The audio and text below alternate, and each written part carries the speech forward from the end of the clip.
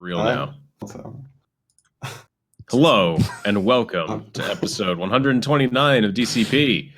This week, hello. Oh God, I have the podcast pulled up, so I was hearing myself. Oh my This week, God, the awkward. dads are gone. Look, The dads are we gone. I almost had a good week there. That was close, man. I thought you were flying in, we're going to land it, and then no, crash and burn. Well, both Pope and Briar are gone, so Dad that did interviews and gave structure to the start of the podcast, that's going to fall apart. Briar's gone to structure to the overall podcast and also interrupt everyone and also keep Twitter questions. Yeah, Twitter questions. Them all away. Yeah, I'm really nervous about Twitter questions, guys. Right. Honestly, it's gonna be bad, mostly so we don't have to ever do it again. Yeah, because two things. A, it's not going to be smooth, but B, if we end up happening to get it smooth, then Briar's going to want us to do that every time, and that can't happen. He has to do the questions. Yeah. So fortunately, we have GSXRClyde here. Should we just call you Clyde? That fine? Clyde's fine. Yeah. All right. We have Clyde here, and he has promised he will be sure to bring structure to the entire podcast to fix all the problems. He will fill in all the roles. There it is. Hope and, you prepared Twitter questions, right? Yeah, I got all my notes written down. Right now. Oh, sweet. Yeah, we talked about this extensively before the podcast would go live. Yeah. Perfect. Hey, I got a question, Clyde. What's that? Where? How'd you get your name? What is the GSXR and what's it's a car thing? No. GSXR is a Suzuki motorcycle. Okay, I didn't know. It's not a car, bad. And, an automotive thing. Yeah, I have two bikes, and one day I turned on the PlayStation and I just said I need a username, and I was like, I like my motorcycle, so I'm like GSXRClyde, and it kind of just stuck with it. And I've went down the road of maybe I just changed it to Clyde or something else, and it kind of just stuck with it. And nice. I still ride to this day, and it kind of just goes there. I think it's more funny for me to not change it because I like when I go in people's chat, they just go GS, yep, Clyde, yep, we're good. Yeah. I feel like I've had that moment a couple times. Yeah. A couple times. Yeah. Yep. Just find the word and just someone comes in stream, says, hey, and you're like, there's a bunch of letters there. Which one of those has a word? Which one of those? Yeah. You know what the toughest ones for me are? The ones that are very Japanese, where there's all Araka, Shama Harieto, something like that. I'm like, all you need to know. Okay, here's a quick lesson in reading Japanese stuff. Is this a so hack? The Japanese language, it's always done in like ka, sa, ta, ba, pa. So when you're reading something, just read it like that. Like you're not mixing anything together. You're just speaking in very specific ways. Well, have you ever seen the Japanese names in Twitch, but then it converts it for you?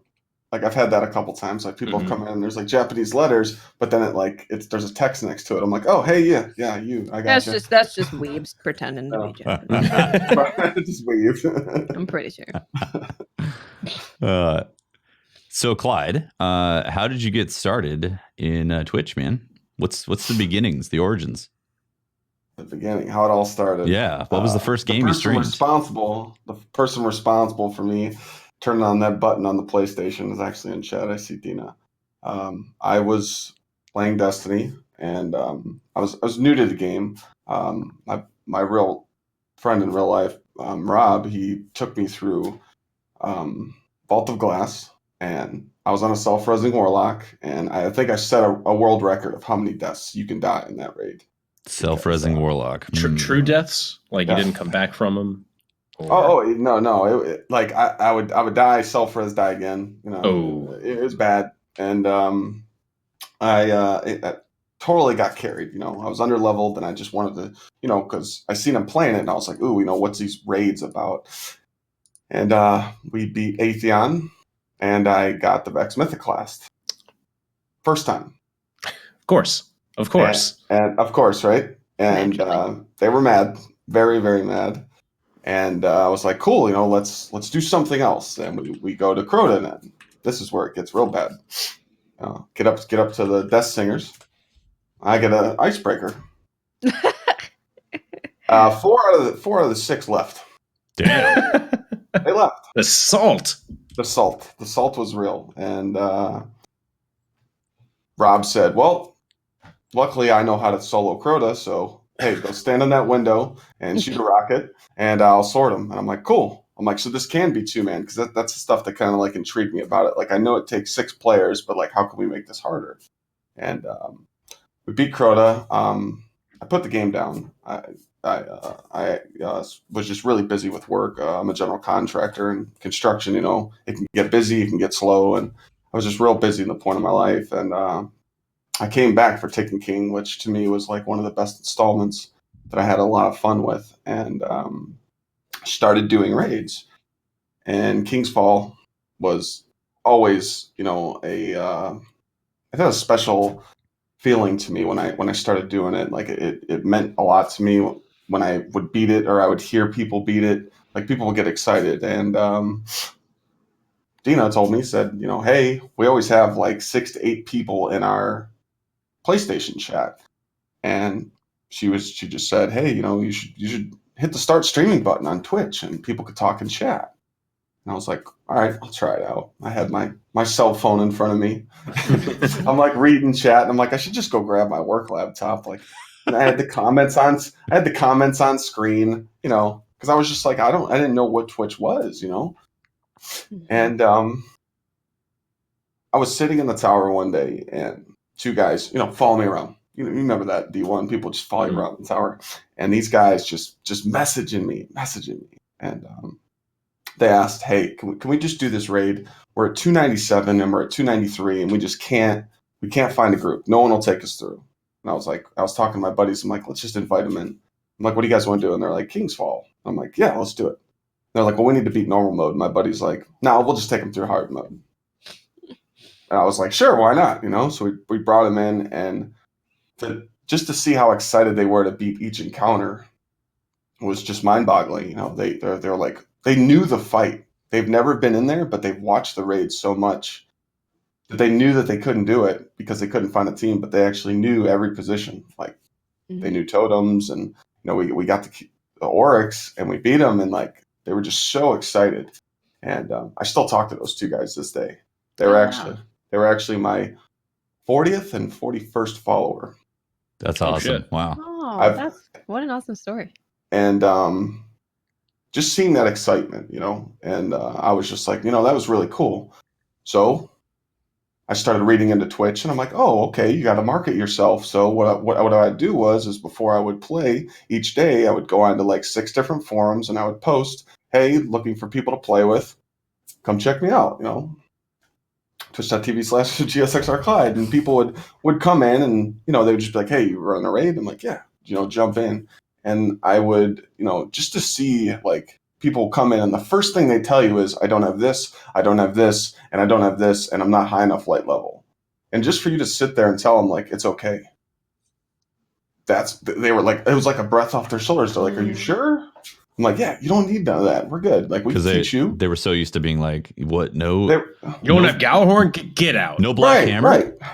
Adios, bud. Right. Yeah. Right. And I mean, and then like, I would go back and do those old raids too. And like, I would tell people like, hey, don't need Galahorn, don't need none of this, you're good. I'll one sword Crota, you're good, and it was a relief for me. And I was like, this could be a thing, I was like, people really, need help with this. And, I've seen people do the Trials help and the Crucible help. And I was like, like, I really enjoy the raids, and how can I do something different? I always found ways, like, remember I sat there for, what was it? 72 hours of gameplay to solo Oryx. I detonated 15 bombs for 12 hours straight. Wow. Jeez. And I could not get the 16th one to detonate. And I was just like, that was the only challenge I quit on. It was rough. I was asking around Reddit. I'm like, what do I got to do? And they're like, just wiggle the stick. I'm like, dude, wiggle the stick. I'm like, I'm trying so hard to get this, and then I remember I sat there and I did the 2-man totems with the Titans with the armor of light bubbles, and you're running around the plates, and there's there's 5 knights trying to hit you, and it was just crazy. And I was just like, and then then we got the Twilight Garrison. Like, I used to skate so fast on the Titan that if I hit a wall, I'd die because I was going too fast. And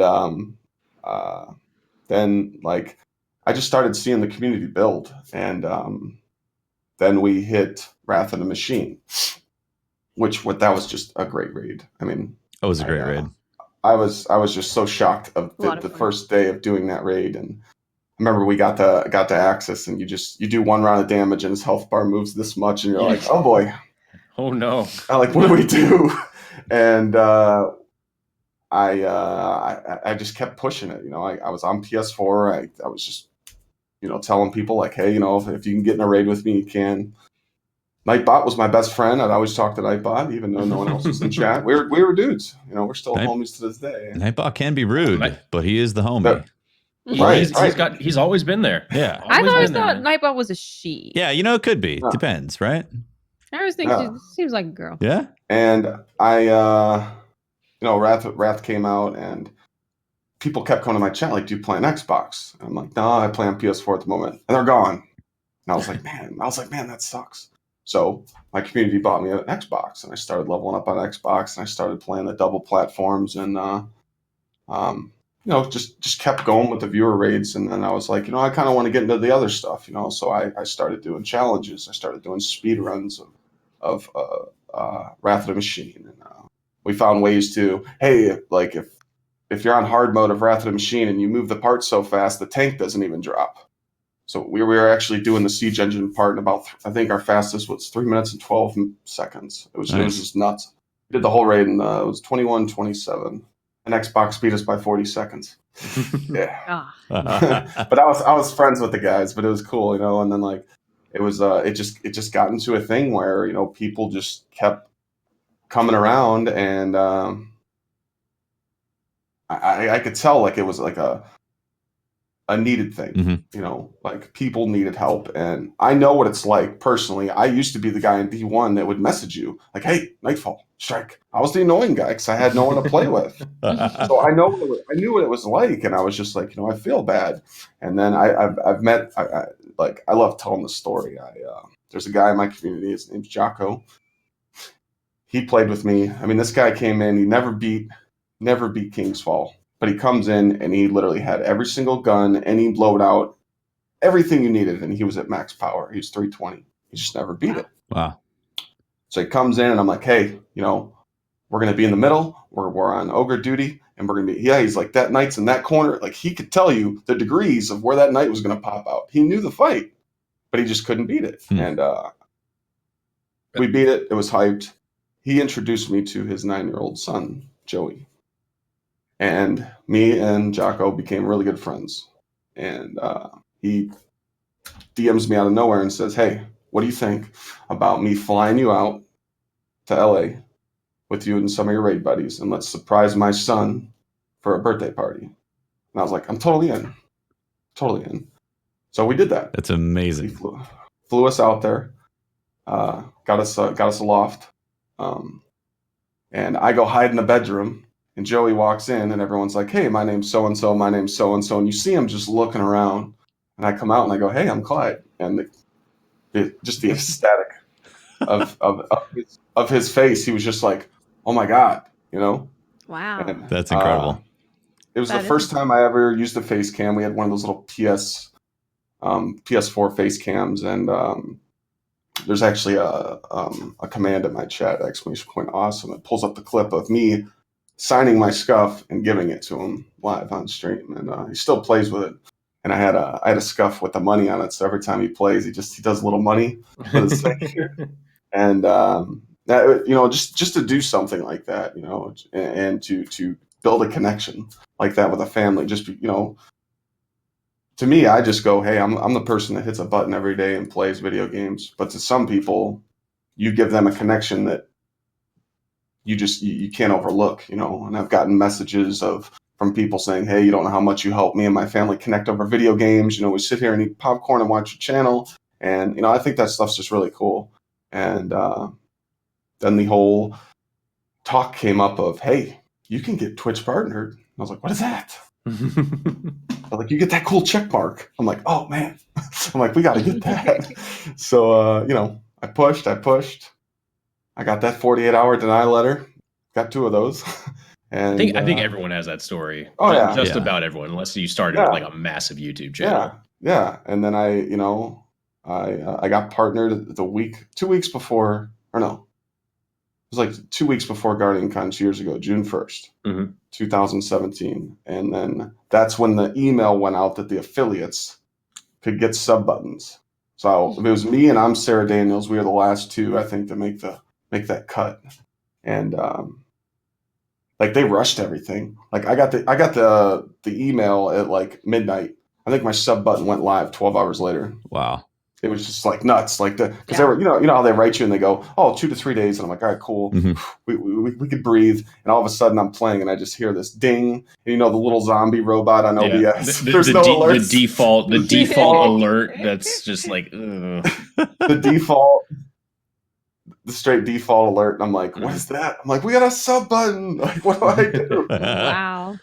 And like, had you thought about sub icons already? Or was that also like all default? It was all default. Yeah. It was just all like, I wasn't ready for it, because I was sitting there waiting. I was waiting for 2 weeks to hear something back on that third app. And I was just, I really wasn't expecting it. I was just like, I was telling Chad, I'm like, I think we just got to give them more.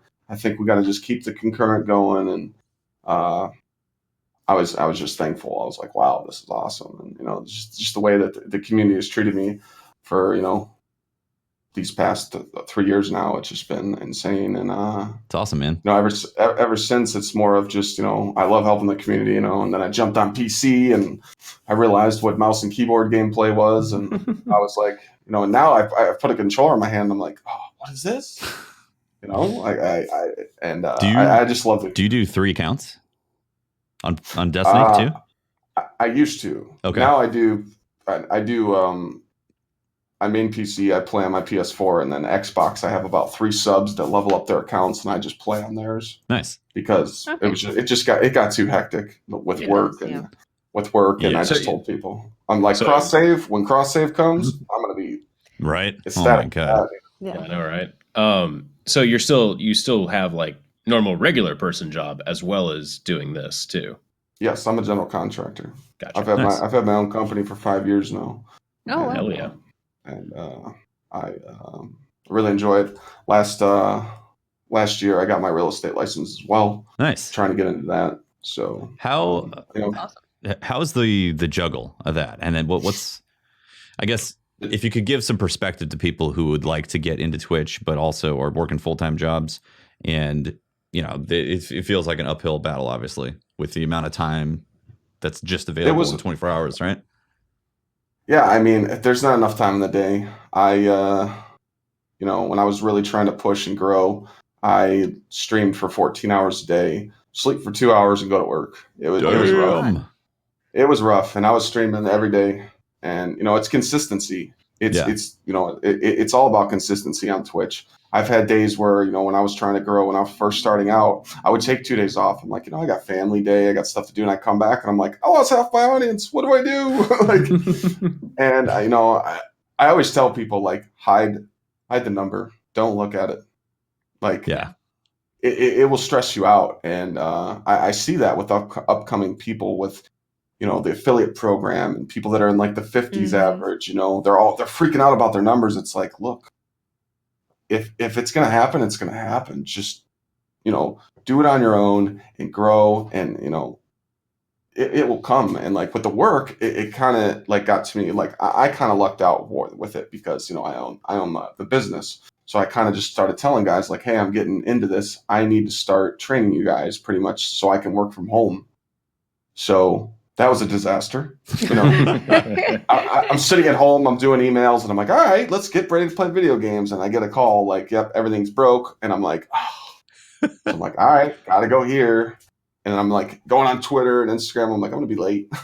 And it's kind of just, you don't need to do the long, like I stream a lot, I do the long streams. I feel like if people went to work at their regular 9 to 5 and come home and stream from 6 to 10, that's it's prime time, Yeah. I mean, I feel like if people just treat it as a hobby, just treat it as a hobby and go, hey, I'm going to go to work, come home, and I'm going to stream a couple hours, and that's kind of where it's going to be. And then you could finally start opening up into, well, this day I can do a couple extra hours, and you start finding ways to like juggle it to where you're like, all right, this day Mondays are terrible, I can only get a couple days in, or maybe that might be my off day, and then like Tuesday, Wednesday, Thursday, Friday I can get some more in. It's more of just I literally had a planner. I'm scheduling hour by hour. I've done a lot of work into it, and it kind of just gets easier for me. And still, I mean, now, there'll be time where I'll be streaming and I'll be looking at a work email and like someone whispers to me like, "Are you all right?" And I'm like, "Man, they know when something's wrong." Like, I'm just trying to answer an email over here. There's something bad. They hit a water line. Like, it's not good, but we're all good. Hey, it's stressful, but I can't. That's an interesting level of stress to juggle, because obviously with streaming is a very volatile career to begin with, because the fluctuation of numbers and content and the ebbs and flows, but to also juggle the owning your business and those kind of stresses that go along with it. Like it's a very unique perspective to have. Yeah, I just keep no sleep. Mm-hmm. I'm always on the grind. I just, I don't know. Anything I get involved in, like I want to be the best at. I want to give it my all, and that's just how I've been. I kind of had like a railroad start when I was in high school. I had a full scholarship to Iowa. Tore my ACL my senior year. Lost the scholarship. Wow. And graduated 2 days later. Left for the Marines. 8 years, 2 tours. Wow. Got out and said, "What now? What do you do?" Well, I got a whole crap load of money I got from being overseas. Let's go spend some money and be stupid, right? Let's go party. That's what I'm talking about, man.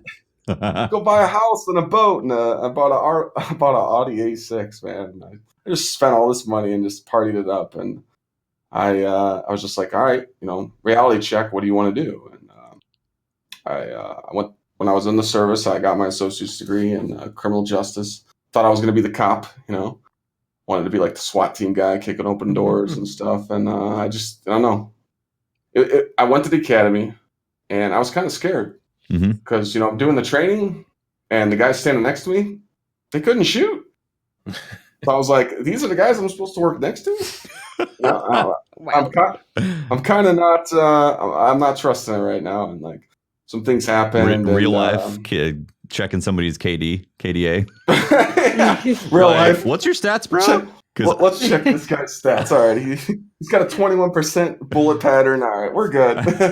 And I just, something just clicked, and I was just like, that's not what you want to do. And I started getting in construction, and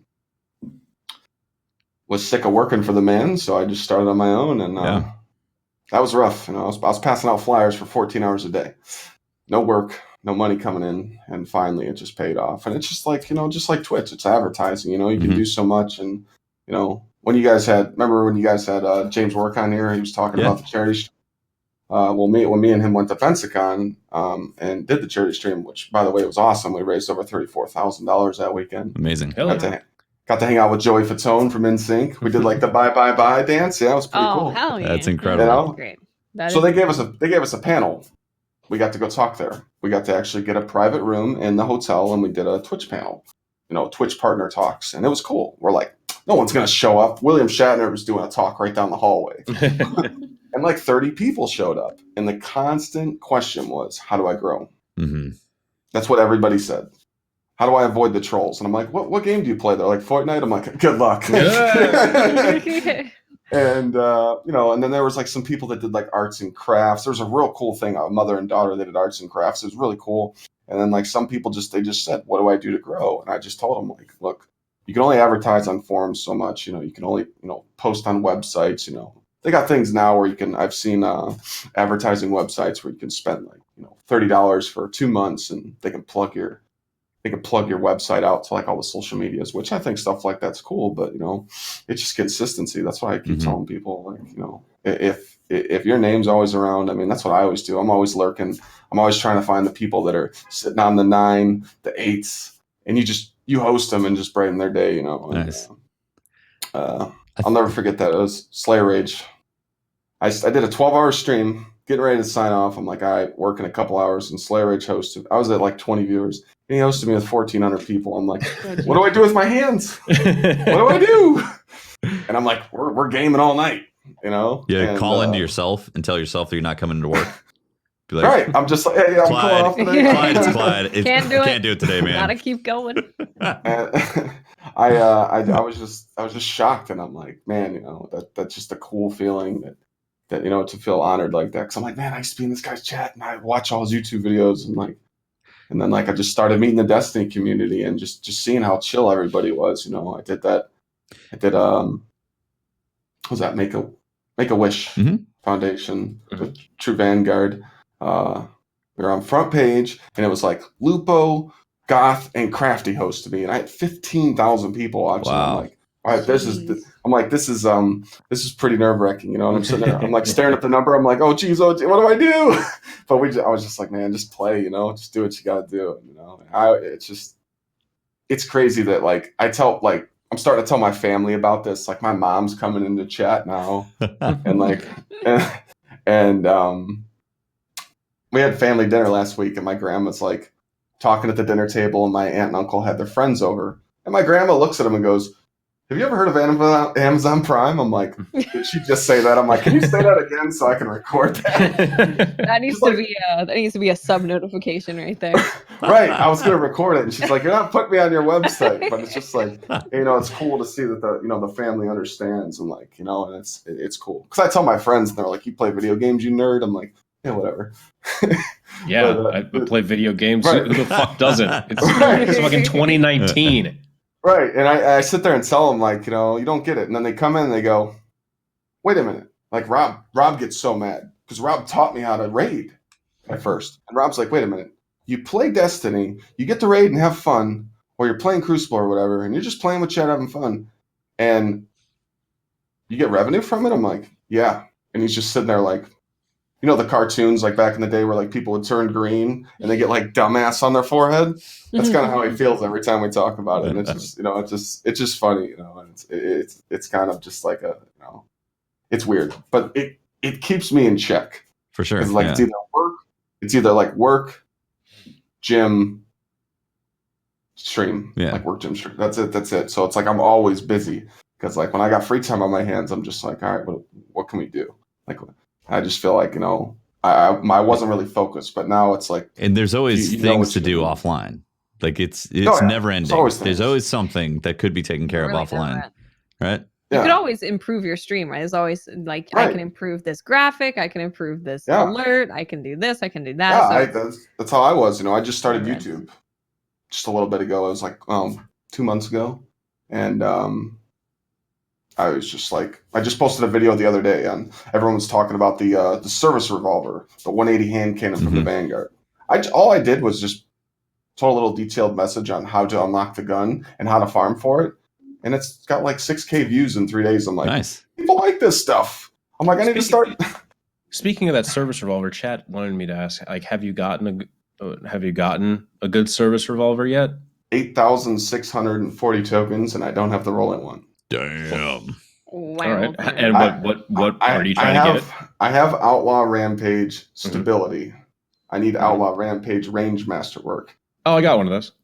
Yeah, it only took me 800 tokens. I think I got like 3 actually. Wow. I've been hearing that for the past couple weeks. Just rude. I'll dismantle one of mine for you. Sounds like take a video. Cool. Throw it back into the loophole. Just video it and tag me in on Twitter. Sounds like my Season of the Forge RNG, man. Damn. No, dude, my RNG, like every time I'm leveling up for a new season, like last season, Forsaken, or was it Forsaken? I think it was Forsaken. Yeah. 36 energy weapons in a row. Ooh, wow. Painful. That's not supposed to happen. It was only weapons though. Like I would get armor, but every time it was a weapon, it would be 36. Like it was 36 total. And it wasn't like constantly every milestone in a row, but like, yeah, so what I did was I've seen someone with that role that I want, and they compared it with the Midnight Coup on Dim, and me, I'm different. You know, I'll do raids with like bows or sidearms or whatever. Mhm. I mean, we killed Riven with a sword. Nice. That kind of, you know, you kind of start finding ways of what to do next, and I'm just sick of shooting the Midnight Coup, and I want to use different guns. So then when someone told me, hey, there's a 180 service revolver, I'm like, ooh, let's go check that out. And I just been farming it. And I don't do it like all the time because like I can only do it for like a couple hours because there's only so much time people watch it do Nightfalls over and over. So I'm like, all right, let's mix it up and we'll come back to it. And I've been farming Tier 3 Reckoning for the spare rations hand cannon, but I've just seen the perks that it can roll with, and I just feel like the service revolver is going to be the one I go with. But I'll get it eventually. Nice. But it's definitely, it gives me like that D1 feel. I mean, everyone knows who didn't farm Arm the Goal or, you know, farm for the Imago Loop. I mean, that was the fun times. And I remember I farmed for the Imago Loop at 286 runs to get it. 2 days later, I deleted it on accident. Ooh. Oh my God. Yeah, I didn't lock it. Because everyone told me, Clyde, why don't you lock your weapons? I'm like, I've never deleted a weapon. I did. And deleted that Fatebringer roll. That's where the sleep deprivation kicked in. I went back and farmed. It took me like 20 tries to get one back, but I was like, all right, we're gonna lock the gun, or we're gonna lock it. Guys. And lock all of your guns now. And then we're doing Eater of Worlds, and I accidentally deleted my Perfect Paradox. Oh my God. Wow. Yeah, I didn't lock it. I was just flying through stuff. Living dangerously, man. just living dangerously, man. Good God. It's yeah. I've deleted some bad things, but that Imago Loop hurt. So I got a question. So it's in today's streams, what you're doing currently. Are you still helping a lot of people doing raids? Yeah, I help out with raids daily. So you're doing tons of raids still, and you're doing obviously Destiny 2 raids, right? I haven't been doing a lot of them like I used to be. Okay. I'm switching it up. I'll do a friendly, you know, I'll have some friend streamers come in and raid. We'll mess around and, you know, just have fun. You know, people just randomly just hit me up and say, hey, let's raid today, and it's cool. Or I'll go. I've been playing comp. I got my Recluse. Nice. I love that gun. And sometimes I'll do like instructionals, like how to teach people, you know, strats to, hey, I'm gonna teach you how to kill this boss in 3 seconds, or, you know, teach you how to one phase, or you know, just any little things. Nice. But I've mainly been trying to stick with the raids, but like everybody's just kind of doing everything right now. And so I wanted to ask you actually about the ecosystem of the raids right now, because like I feel like D1 had a certain feel with how the raids were, because obviously you're very versed in all those hero moments. Yeah, a lot of hero moments, exactly. And D2 raids, in my opinion, while they've been visually stunning, they haven't had quite that same magic. And I wanted to know, since you've done quite a bit on both, like how is it similar feelings or different? Like, what's your thought on that? On the D1 versus D2 raids? See, D1 was really nice because, you know, people that play Crucible, they have their ringers, you know, they're guys that help them. And I had my ringers in D1. And I always told them, hey, if that's something you want to do, let's do it. And they're like, all right. And I'm like, all right, sign on at this time, at this day. And I would invite 2 of them. And they'd be like, where's the rest of the team? I'm like, we are the team. So we go on a 3-man all raid. I'm like, this is how it's going to be. When we're helping people, if they die, we got to be heroes, you know? And I enjoyed that because like people would be like, oh, we're going to wipe. We messed up. And we'd be like, we're good. Triple cannons on Axis. I'm ready, you know? And like stuff like that was just fun to me. But some people would just die on purpose just to get carried through it. And they didn't want to learn the fight. That's weird. You know, how did you deal with that? I would wipe. I would just be like, all right, let's wipe. Maybe you don't understand the mechanics. And then it would just keep happening like 2 or 3 more times. And I'm like, all right, we're just going to beat it, you know, because I've literally caught people on purpose. Like they just don't try. Slack it off. So weird. I inspect them and I see like a sidearm and I'm like, what? I didn't tell you to put that gun on. It's not the loadout I told you to put on. And like, it's just, you know, it's happened. But it's dope in Crucible, man. Right. It's dope. But like, I feel like that happened in D1 a lot. D1. Yeah. You know, and like I've always told people, like every time people come in, they've always say, I can't do this. That can't word I don't like. I don't like when people don't have confidence in them. You could do whatever you want in this game if you push yourself to it. You know, you want to go, you know, go on a raid and do it flawlessly. You can. You just have to practice. You know, like that's what I always tell people. Like, oh, I can't do the thorn strike. It's too hard. Yes, you can. Just go in and take your time. You know, and like, and I don't want to get off topic, but when I started entering the D2 raids, I was like, man, who remembers Leviathan? Someone would die and your screen's just red. That was so annoying. Yeah. I'm in the throne room. I'm like, I can't see. I'm like, I can't do anything. I'm like, I'm trying to clutch up. Shoot Callus' shield. Oh, we're dead. You know, and I did like the res tokens. I did like it. It makes sure that everybody's involved in the fight, because my number one goal was coming into D2 was, let's say Tefty raided with me, and then Tefty goes and raids with Watts, and she's like, who taught you how to do this raid? You don't know anything about this raid. And he's just like, well, Clyde did. That's my reputation. I'm going to blame it on Clyde. He's going to blame it on me. Clyde. All right. He's going to blame it. So, like, I wanted to make sure that everybody understood every mechanic of the raid. And like, I felt like when you reach out to teach people at first, they just don't expect that. You know, because, you know, you had some toxic people that just, hey, you must have 5,000 clears and power level 800 to join me in a raid. Oh, this guy's a god, you know? And it's just, it got really bad, and like it started to smooth out.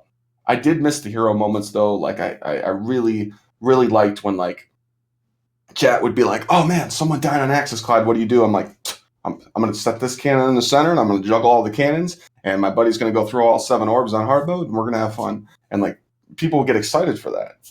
But you know, I think that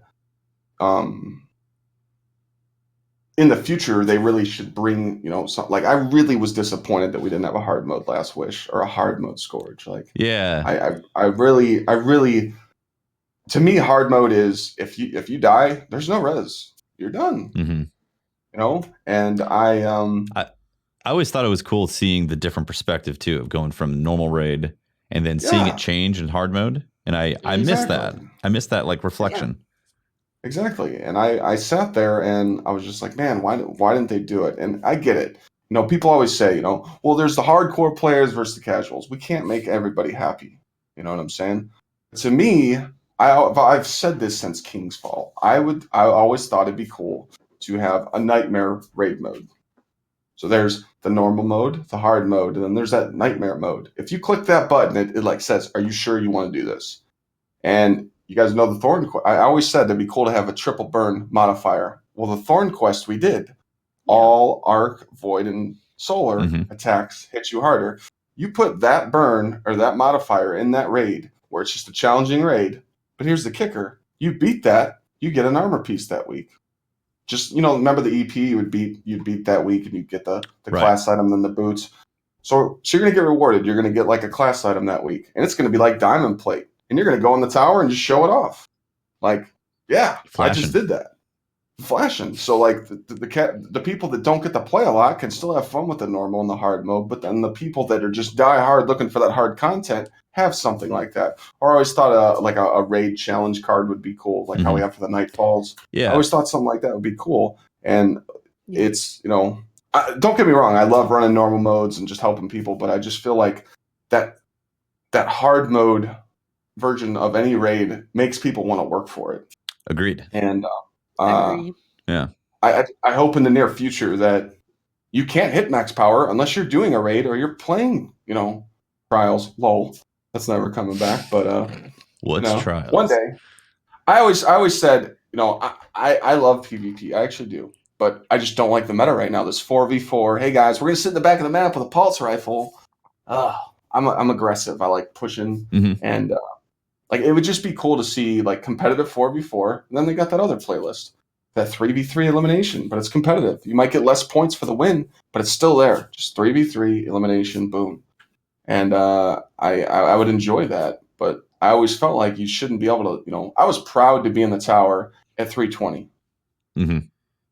I'd show it off. I'm like, yeah, look at me. And then I'd go in trials, and I'd play Crucible players that didn't want to do the raids, and they'd be like 310. I'd be like, yeah, hold this nade real quick. Just throw a nade at them and they die because I had the power level advantage, And I really enjoyed that. And now it's like, I feel like people just look like it as, I don't have to do this new content. I don't have to go do the reckoning. I don't have to go do Scourge of the Past because I can hit max power without even doing it. Yeah, it's an interesting dilemma because on one end, it's nice to have options, nice to have people who don't have a lot of time to play be able to get that stuff. But on the other end, it makes the like you said, the benefit or the elusiveness of the fact that you can go show it off at the tower kind of non-existent, or a lot less precious. Yeah. Well, it made the gameplay more prestigious. Yeah, more prestige. That's what it is. Yeah, it was just like if you beat this, you were rewarded. And I mean, you still get rewarded. I mean, everybody wants a nice threat level shotgun. The shotgun's nice, or they go into Last Wish, they get their Chattering Bone, or their, whatever guns they might like, or the enhanced armor, which is really nice. But it's just more of, I would just like to see hard modes come back. That's all. I mean, I was really, really devastated. Like, man, like the prestige modifiers were cool.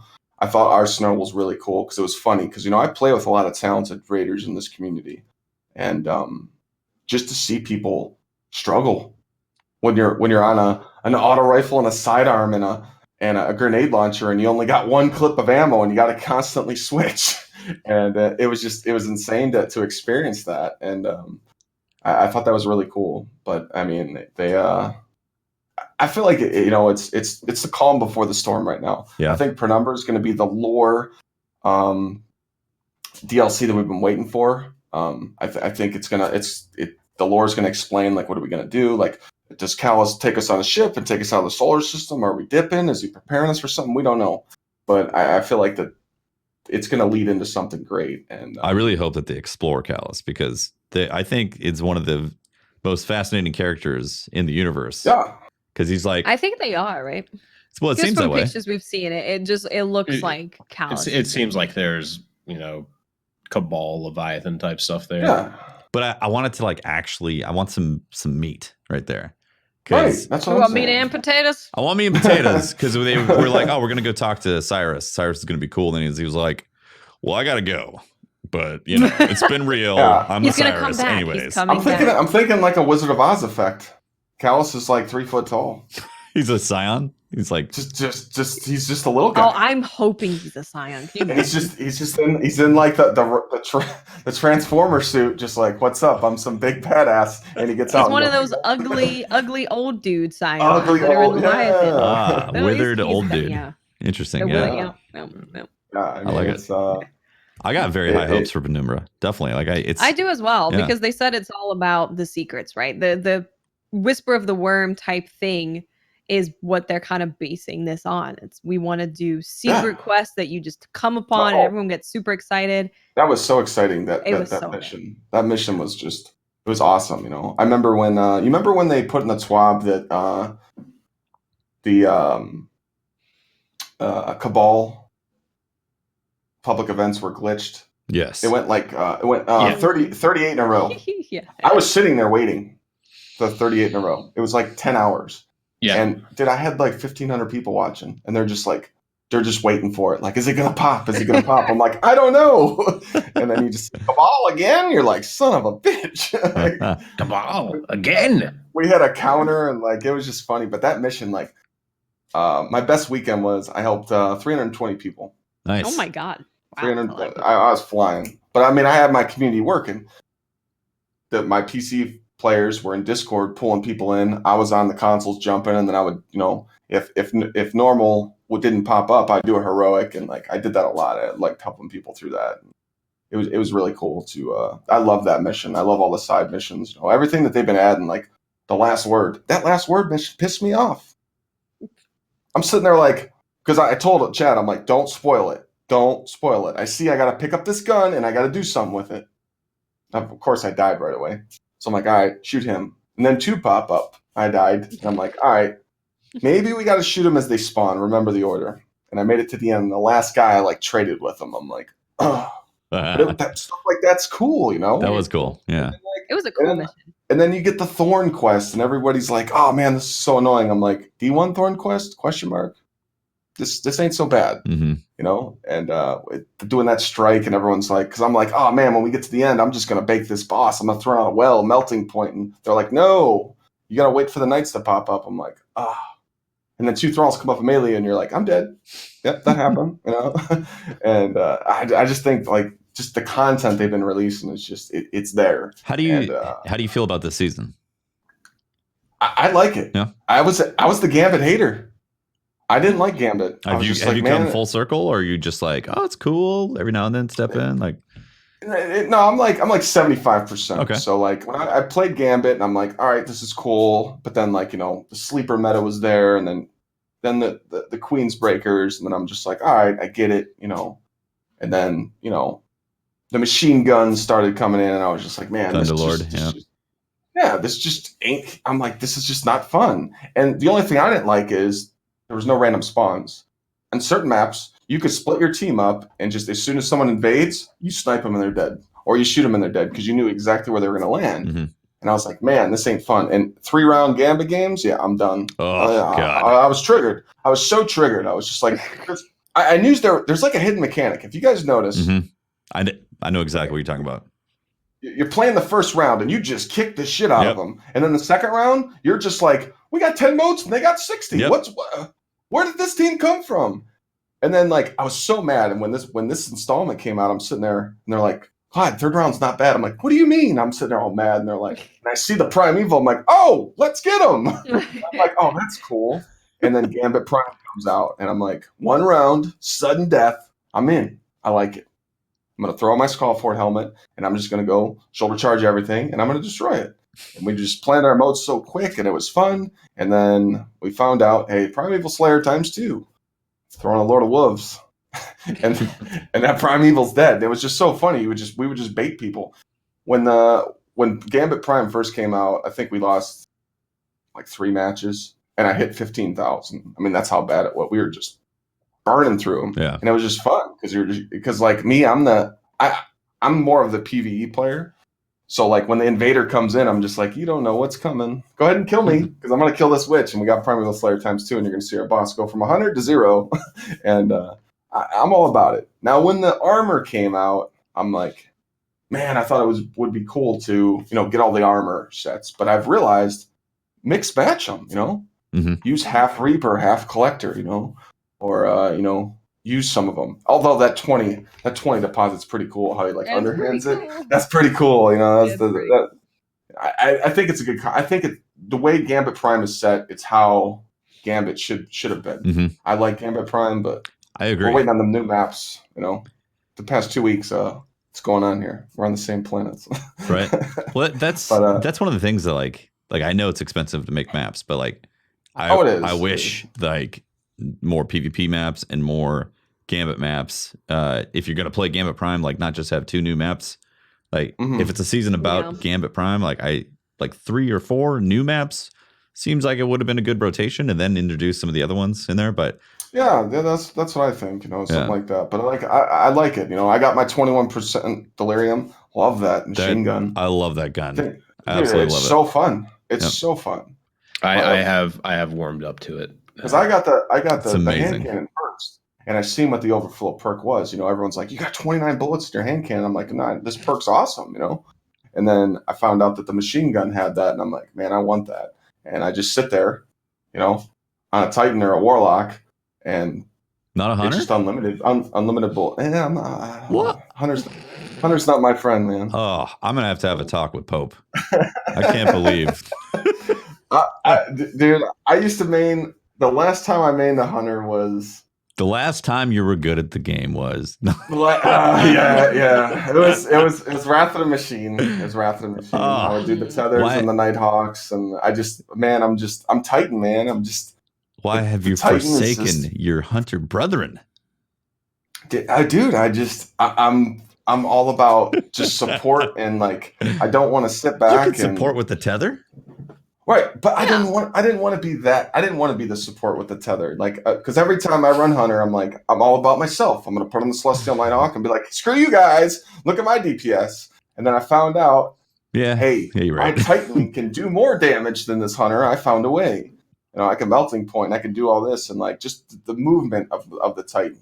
Like I started out with a warlock, and then I made a Titan, and then I made the hunter in D1, and I played the hunter a little bit. I was the blink shotgunner, blade dancer. That was my shit. I actually played hunter as trials in D1, and of course I had my shot package shotgun that we all missed. Oh yes, I remember this. Sniper shotty. But I discovered the Titan, and I was just like, man, you could shoulder charge everything, and top tree, double nades, and then the hammers came out.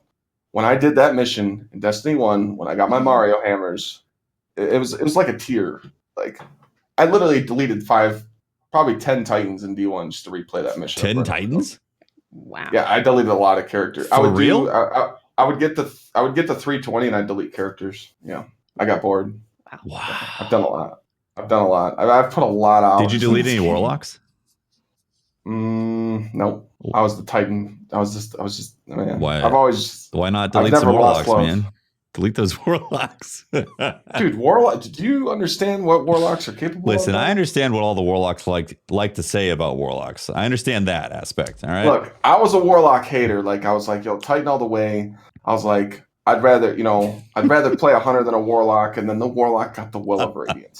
The Well of Radiance just nuts. It's so good. I mean, you're 2-man in bosses with it. You're solo in bosses, and it buffs everybody. And then you get, not only do you get the percent damage from the well, he can smack an enemy and give you an empowerment melee, and then he gets it back, and he gets unlimited nades, and he can float with his nades. You hold the nade button in, and he floats across the map. And then they give us. How do you get past the smell, though? I mean, it stings. It's. Do you ever get the urine out of your clothes from all that? Dude, I'm telling you, man. Like I got roasted by it. Chat's like, oh, Clyde's on the warlock now. I'm like, son of a bitch. Yep. And I used to make fun of everybody using the booger bomb. I'm like, this guy's. Hold up, your chat roasts you about being a warlock? Yeah. They get mad about it? Good no, job, they would be like, haha, you said you wouldn't be playing warlock, and okay. And now I play on them a lot, and if I play on a hunter, it's all bad though. They're like, what are you doing? Oh. Clip this. Yeah. Have you thought about an intervention? Maybe. Yeah. Dude, look. Okay, nothing's more fun than going in blind well with shards on and having fun. That's fun. Yeah. What about the new six shooter golden gun? 6-shooter golden gun's fun. The hunter's a fun character, but when I'm in Crucible and I see 4 spectral blades coming at me, it makes me mad, and I don't like it. Solution: and I just don't play the Crucible. You're good, man. I just realized like I'm not good enough to step in there no more because these spectral blades are just they're broken, and I get it. I understand it, and I respect it, but it's just more of, how could I be the support player? And I was always the Titan. I was the Titan bubble in King's Fall. Yeah. And in all honesty, like the Titan and the Warlock have some incredible support abilities, 100%. So like now we found ways of, all right, hey, you put your well down. I'm gonna go melting point this boss, and we're gonna kill it in 3 seconds. And we're like, all right, that's cool. But then just the hammers, like burning well. I think I've used that super once, maybe twice. I was like, no, I want my melting point. I want my hammers, and I don't know, man. Me and the Titan, we're homies, and that's fair. I mean, I love my Titan. Yeah, no doubt about it. Yeah, yes. And like it's got to be the female Titan though. Male Titans just look like shit. Nice. Mine's male, but it's okay. Mine was a pumpkin. Well, you go out of your way to make him look bad, though. I do, yeah. I lean in to be know ugly. About that. Yeah, the pumpkin. Yeah, the pumpkin. So I had some girls from Twitch all come raid with me, and they bedazzled my Titan. I called it the Skittle Titan. It was I had like yellow legs and pink arms and purple chest, and it was funny, But everybody's just freaking out. That's what my Warlock looks like right now. Yeah. No, I mean, I have so much fun with the Warlock now. You just run tractor, top tree with the skull helmet. Even running Reckoning, you just throw that skull helmet on and you just blink Nova everything. It's insane. Like we were playing Gambit the other day. We were being bullies, running 4 Warlocks. Meatball spawned. I threw the tractor on, and the meatball just disappeared. Nice. Like it was a 1-second kill, and I'm like, yeah, this is broken, but I like it. Broken things are fun. It's just a lot of it's just fun, But like, if I had to choose right now to play a character for the rest of my Destiny career, I'd be Titan, man. I can accept that answer, definitely. Yeah, I just get excited, when new things come out and new perks and I mean, who doesn't love unlimited shoulder charges? And I mean, you got a good you got a good Skull Fort Titan on your team, man, and you're in Gambit, dude. Oh, everything's dead. Everything's dead. Everything's dead. Yeah, everything's dead. Yeah. And like we actually did a game where we it was on the EDZ map. We split up. We put a Titan in each section, and we all kept solo on the sides. And the invader was just loving it. He's just standing there killing the blockers, and he's invading. And we kept soloing all our sections. Nice. I mean, that was when the solar. I mean, the Syntheseps bottom tree Titan was lasting too long too. Yeah, that super lasted forever. I think someone had a video of a bottom tree Striker Titan lasting for like 22 minutes or something. Yeah, even though that can happen, I still love the Skull Fort shoulder charge. Oh yeah, like the Skull Fort's just insane. Like I love that. Like because it's a movement ability and it's also an ad clearing ability, and like all you got to do is get a kill in the AOE. It doesn't have to be the thing that you directly shoulder charge. Like it's just fun. Just right. Yeah. And then you shoulder charge the wrong enemy, it takes it away from you, and you're just like, you're in Titan timeout. And yeah, you're in Titan timeout. Titan timeout's the worst, man. He's a fun sponge. You're yelling at him like, fuck that guy. I don't like him. Fun sponge. I'm not even going to shoot him. Hey, you guys come over here and shoot that guy. My only real build right now in the game is I made everything to reset my melee for my Striker Titan as fast as possible, so I can minimize Titan timeout, because every time I got the pain in the perk on my class item, every time I pick up an orb, I get my shoulder charge back, and it's just the way you got the builds, man. Like it's fun, but like I just wish they would have brought this Gambit Prime out originally, but Gambit's fun. I think when Forsaken launched, I really enjoy it and have fun.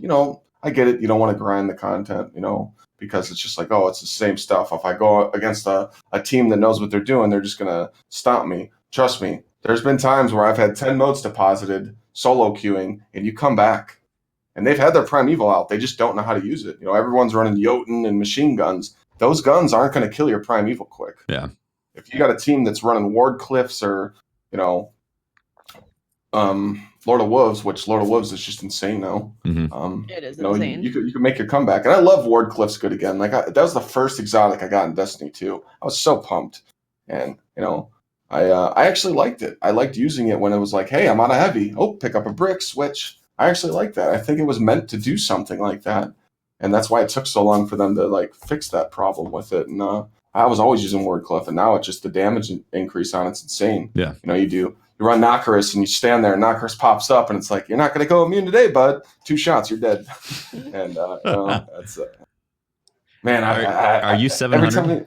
Are you 700 on all your characters? I am 700 on PC and 690 on PlayStation. How do you feel about infusement cores or enhancement cores? Sorry. How do you feel about that whole situation? Do you think there's enough? Do you think you're not getting enough? Should it be taken out of infusing? I feel like I have to put a lot of time in to get mine. For people that don't have a lot of time to play the game, yes, they're probably really low. And I think that something should be done about it. We all know, what's those consumables called that you can pop, and if you kill an enemy, Matter Weave or some crap like that. Yeah. Matter Weave. Like that stuff's cool. You could farm. I did a video real quick. I went into the Scourge of the Pass with a buddy in the beginning, and we just kept killing the Berserker over and over. And I think we killed like 10 of them and got like 3 enhancement cores. So it's just like, yeah, you could do that. But then we killed 30 of them, and there was orbs on the ground, and we got Catard. That was pretty funny. But I just feel like, yes, they need to add bounties. We all know we get those scrapper bounties. I hate those. Yeah, I want to delete them. Like I hate when all my like stuff's like out of order. I'm like, just get that out of here, and them shaders, Which, by the way, it's nice to have the max delete shaders, Do you keep a clean vault? Yeah. Right now, my vault's probably at 100 items, maybe. Wow. My PlayStation's probably got like 30. That's amazing. I keep it, I keep it real clean. I know what I need, and I know, I mainly, people always ask me, why do you have 5 of the same helmets? Because if I'm in a fight and I need rockets, I have rocket launcher reserves. If I need fusion rifle, I have all reserve helmets, all reserve class items, enhanced shotgun reloader gauntlets, enhanced hand cannon reload gauntlets. And I got mods on, and I got like 3 different sets I use for like PvE and stuff. Nice. So like I that's all I need, So I don't really need to keep stuff, D1, I used to cherish stuff more, but like D2, I'm just more of, if I don't use it, don't keep it, I can get it over it. Yeah, I could buy it out of the collections if I really needed something, but yeah. I don't really hold on to stuff, and I think that's part of the thing going from D1 to D2, why like raids feel a little bit different as well, is that like I think gear just doesn't quite have that same thing that D1 had. Doesn't feel as special. Yeah, no, I mean, I actually, I always talk about that, and people go, well, Clyde, what about the people that don't get a lot of time to play? I mean, that moment when I got like Vision of Confluence or Fatebringer, and you look at the gun, you're like, oh, sweet. Aha, you can't use the perks of the gun. Guess what? You don't have the materials to upgrade it. That was like the best moment of Destiny, because you had to like grind for it. Yeah. I want the grind, man. Like, I get it. You can't make people happy. You can't make it too tough, because then people are like, well, I don't have a lot of time to do this and I can't do it. So you can't make both sides happy. So find a middle, Hey, you want this gun, it's cool. But if you want to curate it, you got to do this, or you could add little things like that in the game. And, I really just think that with the Masterwork cores, I say just get rid of them. In my mind, it would just solve it. So you're in favor of just dunking on them, just boom, out of the game. Just dunk them on them. Yeah, because I mean, if that's what people are gonna worry about, just because they have everything else in their inventory to upgrade the gun, it's just they don't have a lot of cores because they haven't had a lot of time to get it, or they just have had bad to go do the Mercury farm. You go to Spider and you buy stuff, then you go to Mercury, you dismantle, and then you go to the tower and you buy weapons, and then that's boring. I did that for like 3 hours, and I'm like, ugh.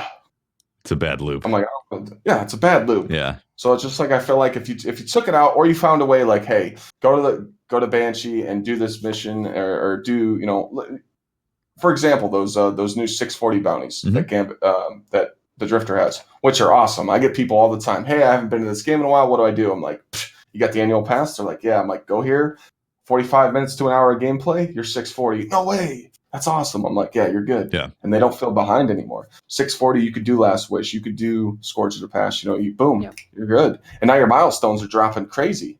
I sat there and just grinded to 700, and then they're like, oh, guess what? It's easier now. I'm like, but it's cool. But if they made a bounty like that, like go play Gambit and dunk a couple blockers or do that, and you get 10 Masterwork cores, they can add stuff like that. Exactly. But you have to, you could do that. But if you don't want to add something like that, I just feel like get rid of them. Mm-hmm. You know what I'm saying? Because then there's just no topic. There's supposed to be special feeling that's supposed to matter when you infuse something, but it's created the opposite feeling of like how you need to keep them, you need to hold on to them because they're precious, and you can't really play with your stuff that you like because you're busy leveling up. So it's created this opposite effect. They were fine before as Masterwork cores and used for masterworking. Yeah, I felt that way too. too. That not?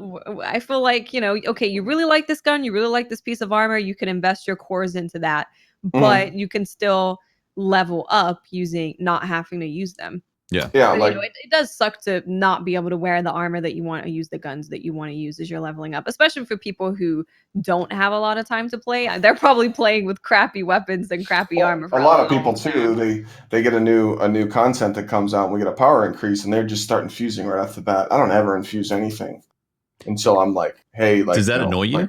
That you can't infuse the stuff that you like? Like you said, you have like 3 sets or 4 sets of armor that's cherry picked, and you can't use that stuff until you've hit max level, right? Yeah, but like that's what like makes it fun for me. Like, I'm rolling around using this Nightfall, using the worst, grenade launcher in the game, or I'm using some sidearm. Like I use those weapons on purpose just because it gives me. I play the game so much that it just gives me a different kind of entertainment. Like, hey, I'm just gonna go, The best is when I'm like doing a raid or something, and I'm doing an activity, and people are like, "Why aren't you using this gun? It's the best in the game." I'm like, "Because I'm trying to have fun. Are we not allowed to have fun around here?" I'm afraid I not, wanna- Clyde. People Fun yell is at not me. allowed. I want to use this gun, but you can't kill that boss with this gun. I'm like, all right, hold on. You're not Hold being my beer. optimal right now. Hold my beer real Yeah, quick. people All right. get real mad if you're not being optimal. Yeah, I don't know yeah. why. And it's Like, why are you so sad? Right? Yeah, and it's just like, I get it all the time. Here's the number one. Oh, you cheese Riven, and I'm like, no. When that thing came out, I'm like, it's not a cheese, guys. It's not a cheese. It's a 6.0 strat.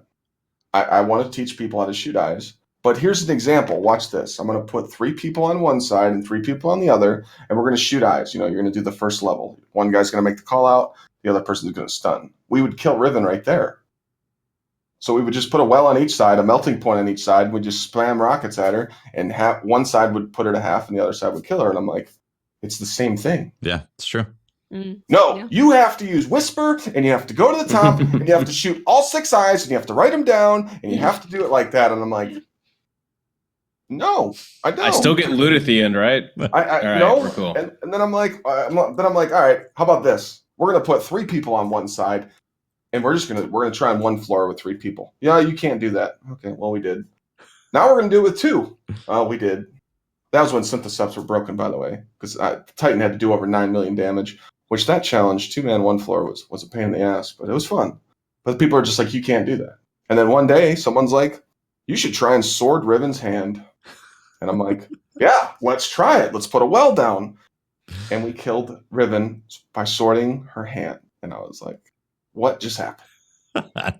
And then the Rat King kill came, and the Malfeasance kill, and oh man, and then we Prospector and Merciless, Ursula, you name it. And it was just like, man, what else can we do? And then we went to Insurrection Prime, and we're like, all right, this boss is different. The buffs, we can't get the Rat King. Hey, 2 guys stand on that building. We're gonna get the boss right here. 2 guys are up on the building, 4 on the floor. We're gonna use Acreus, and Acreus just insanely did so much damage. It was insane. One phase, and I was just like, stuff like this is cool, but then you get yelled at. Oh, you're not using the right guns. So I'm like go somewhere else. Let me have fun. I don't care if I'm using a gun that's, if I use the worst gun in the game. Let's just say, to me, the worst gun in the game. I know people are gonna laugh at this. Sweet business, terrible.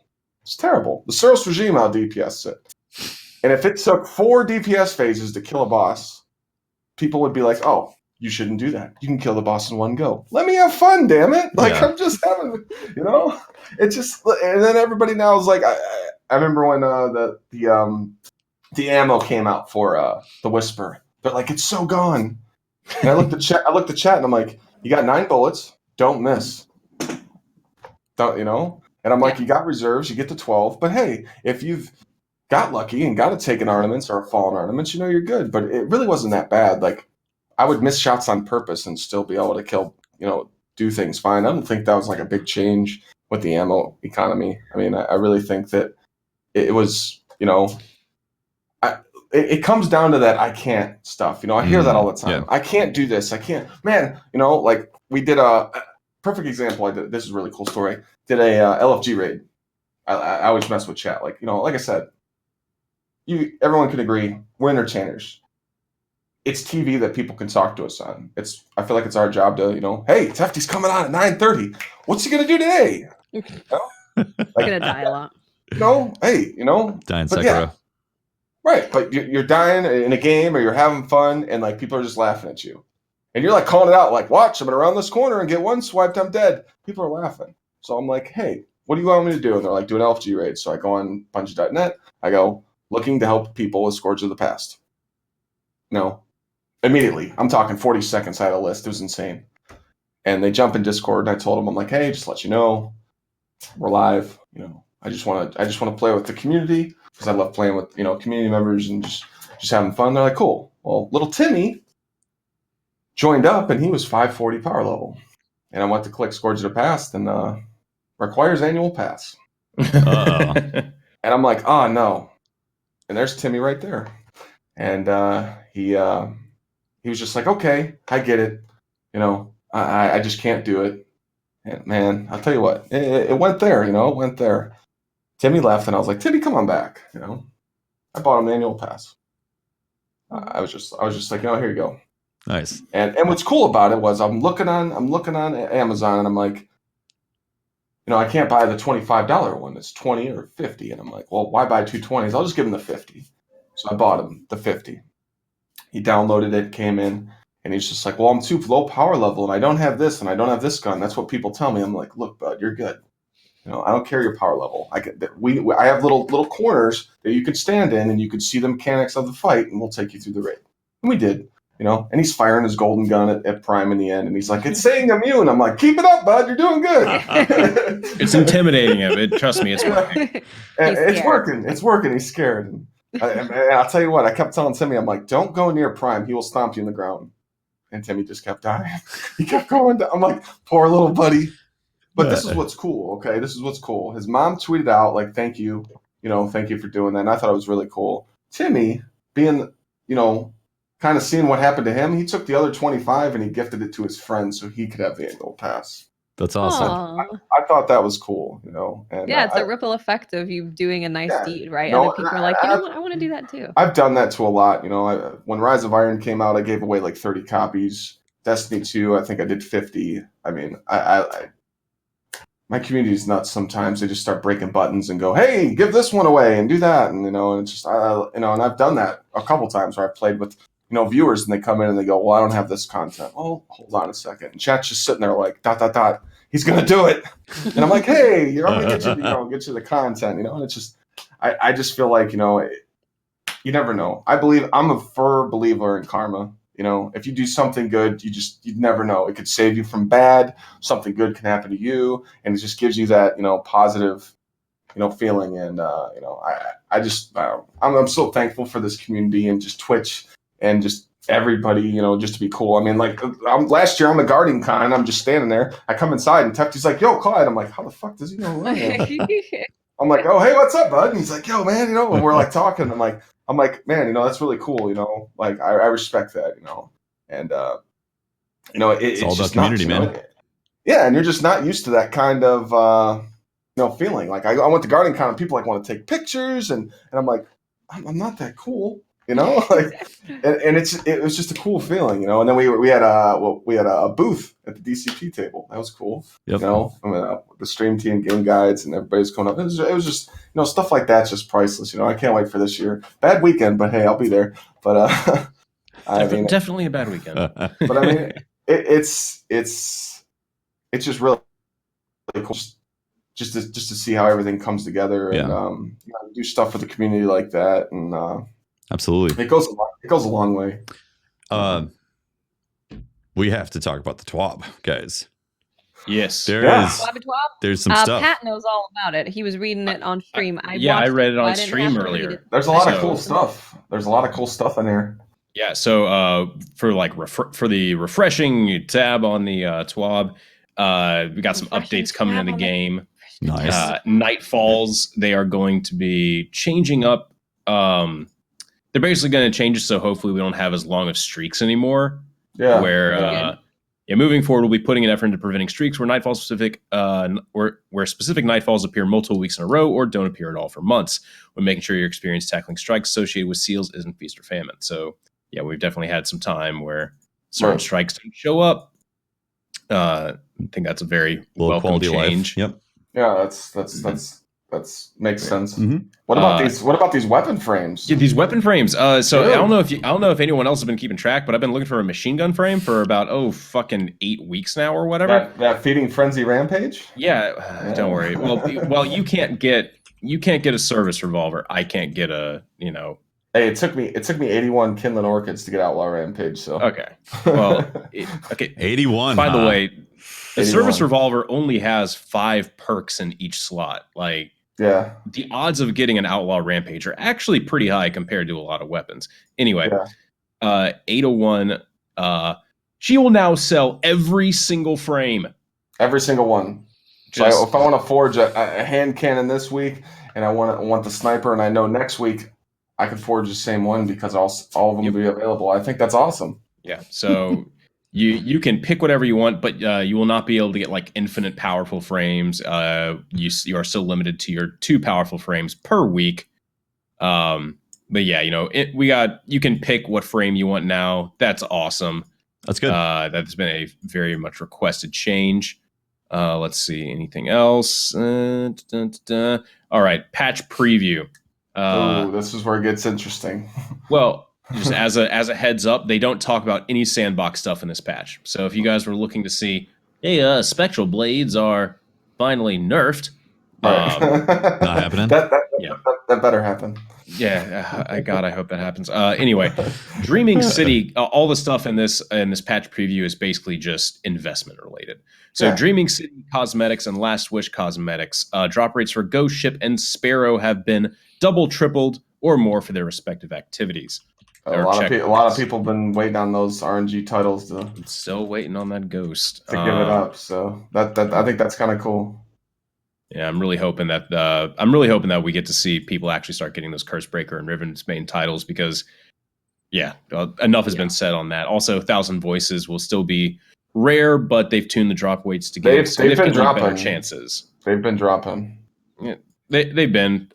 So this should hopefully. I mean, there's still people that have cleared that were part of like the world's first like day one teams, and they still don't have them. Riot still does not have his.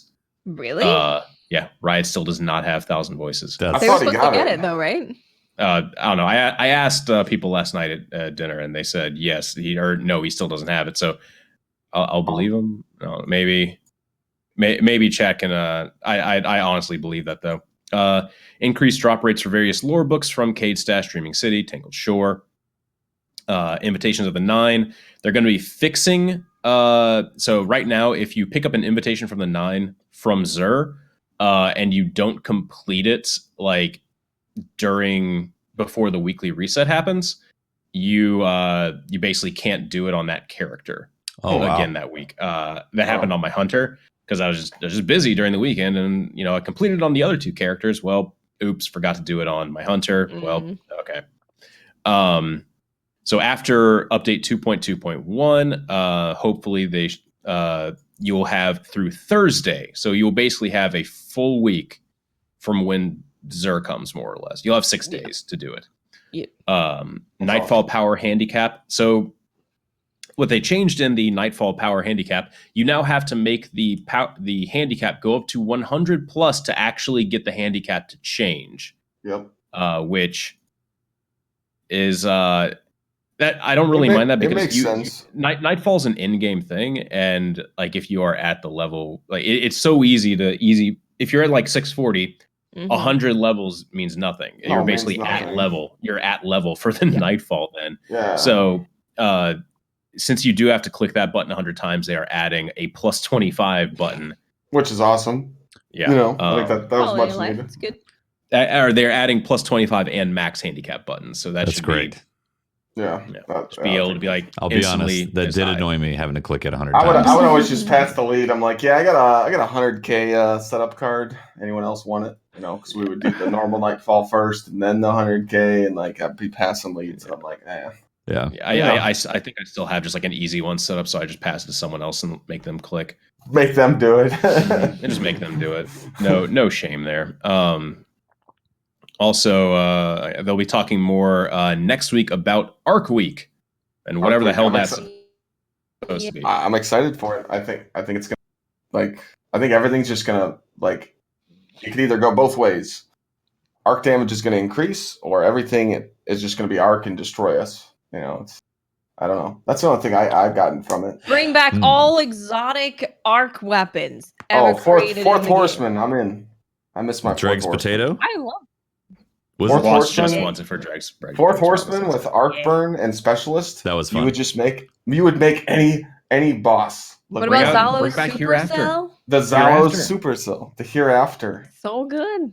The Zalo. Yeah, that'd be good. Zalo. But seriously, we need Specialists and Small Arms back. The we playlist desperately needs those. Those are so fun. We need that. Yeah. I mean, Small Arms Arc Burn on the weekly strikes again, so we can farm for Mago loops. It was so good. Oh, what's that? What was Daybreak? Oh God. Yeah. Daybreak was fun. Yeah. What else we got here? We got some stuff about security updates. People are getting banned. Yeah, people are getting banned for using. Or people are getting banned for using warlocks. Aimbots.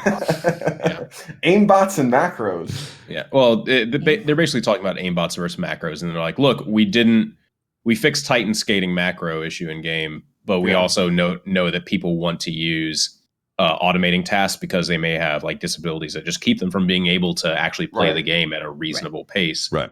Oh, there's definitely some aim bots in the game. I had a guy against me in Gambit Prime, and I think he came and invaded. He killed us I think he had like 14 total kills, and like 13 of them were headshots. And like he wasn't even looking at you, and I'm like, can someone clip this? I gotta report this. Like you knew something was up. Yeah. So aimbots, just so people are aware, the reason hacks in Destiny are kind of like you don't really see them as much is just due to how they've structured it on PC. If anyone was around for when PC was first launched, strict about it. Yeah, when PC was first launched, they were like, oh, you can't use game capture because like that's basically how code injection also work. Yeah, code injection. And so they're like, yeah, so you have to use window capture, and everyone was up in arms about it, and then it's fine now. And then that's how I now play all games. Yeah, because I don't change it. I as soon as they said that, I just got the double PC set up. I'm like, nice. Yeah, it makes it easy. Some other stuff about like connections. Apparently, in December they announced we would be beginning to issue warnings and restrictions to players with extremely poor network connections that lasted for a prolonged period of time. They're happy to report that 90% of the players who received a warning have not been detected for having a poor connection again. That can mean one of two things: either those people realized, oh shit, my net, I should probably hardwire this, or those people stopped playing. Yeah, that's my two. Or they had some switches on or something. Stopped throttling their internet. Yeah. They stopped switching the buttons. They hit the lag switch. I've seen it. I've seen it a lot, actually. That's the thing I see a lot. They are going to be adjusting the Gambit Prime matchmaking to be really similar to what is found in the normal Gambit matchmaking now. They tried out some new matchmaking stuff to hopefully not match you against as many 4 stacks. So they need to put that in regular Crucible too. Like if I go against a 4 stack, put only gods on my team. Yeah, that'd be great. Only the gods. Yeah, it's Crucible is just rough, man. Like I enjoyed like getting the Recluse going to 2100, but anything after that, it's like, all right, I'm out. I completely agree. Getting to 2100 is pretty fun, and then after that, it's just like, you know, when I was playing with Pure Chill and them guys on PS4, they're all legend. Mm-hmm. And I feel like if I round the corner and I look at the guy, he's just like bang bang, and I'm dead. I'm just like I'm playing dead already before I even shoot my gun. I'm like, all right, get me out of here. I'm good. That's I believe that's about it. We got another Bungie bounty coming in on PC. They'll be playing Gambit Prime. What's that new? Is there seriously no date on this? It just says PC Gambit Prime 10 a.m. noon. Yeah, noon, guys. 10 a.m. to noon. Right now. 10 a.m. to noon. 10 a.m. to noon. PDT. All right. I don't know what day that is. It's at 10 a.m. and also noon. Yeah. Every day from here on out. We don't know which day it is. I don't know what day that is, unless I just happen to tomorrow miss it. I've never went for that emblem. When did they usually do it? To link up it's usually I don't know. Is it on? I don't like the. It just doesn't say on here. Patrick, it was worth it. It's strange it hasn't been corrected yet. Usually things like that are caught pretty fast. Yeah. All right. In previous TWAB, they released the dates. Well, they didn't in this one, man. I want to know when this one is.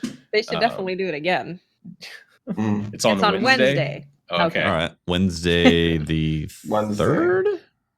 Yes, I believe that would be the 3rd. Yeah. Okay. That's when we get information about something else. That's a good segue. And a Borderlands remaster. We should finish the TWAB. Anything else?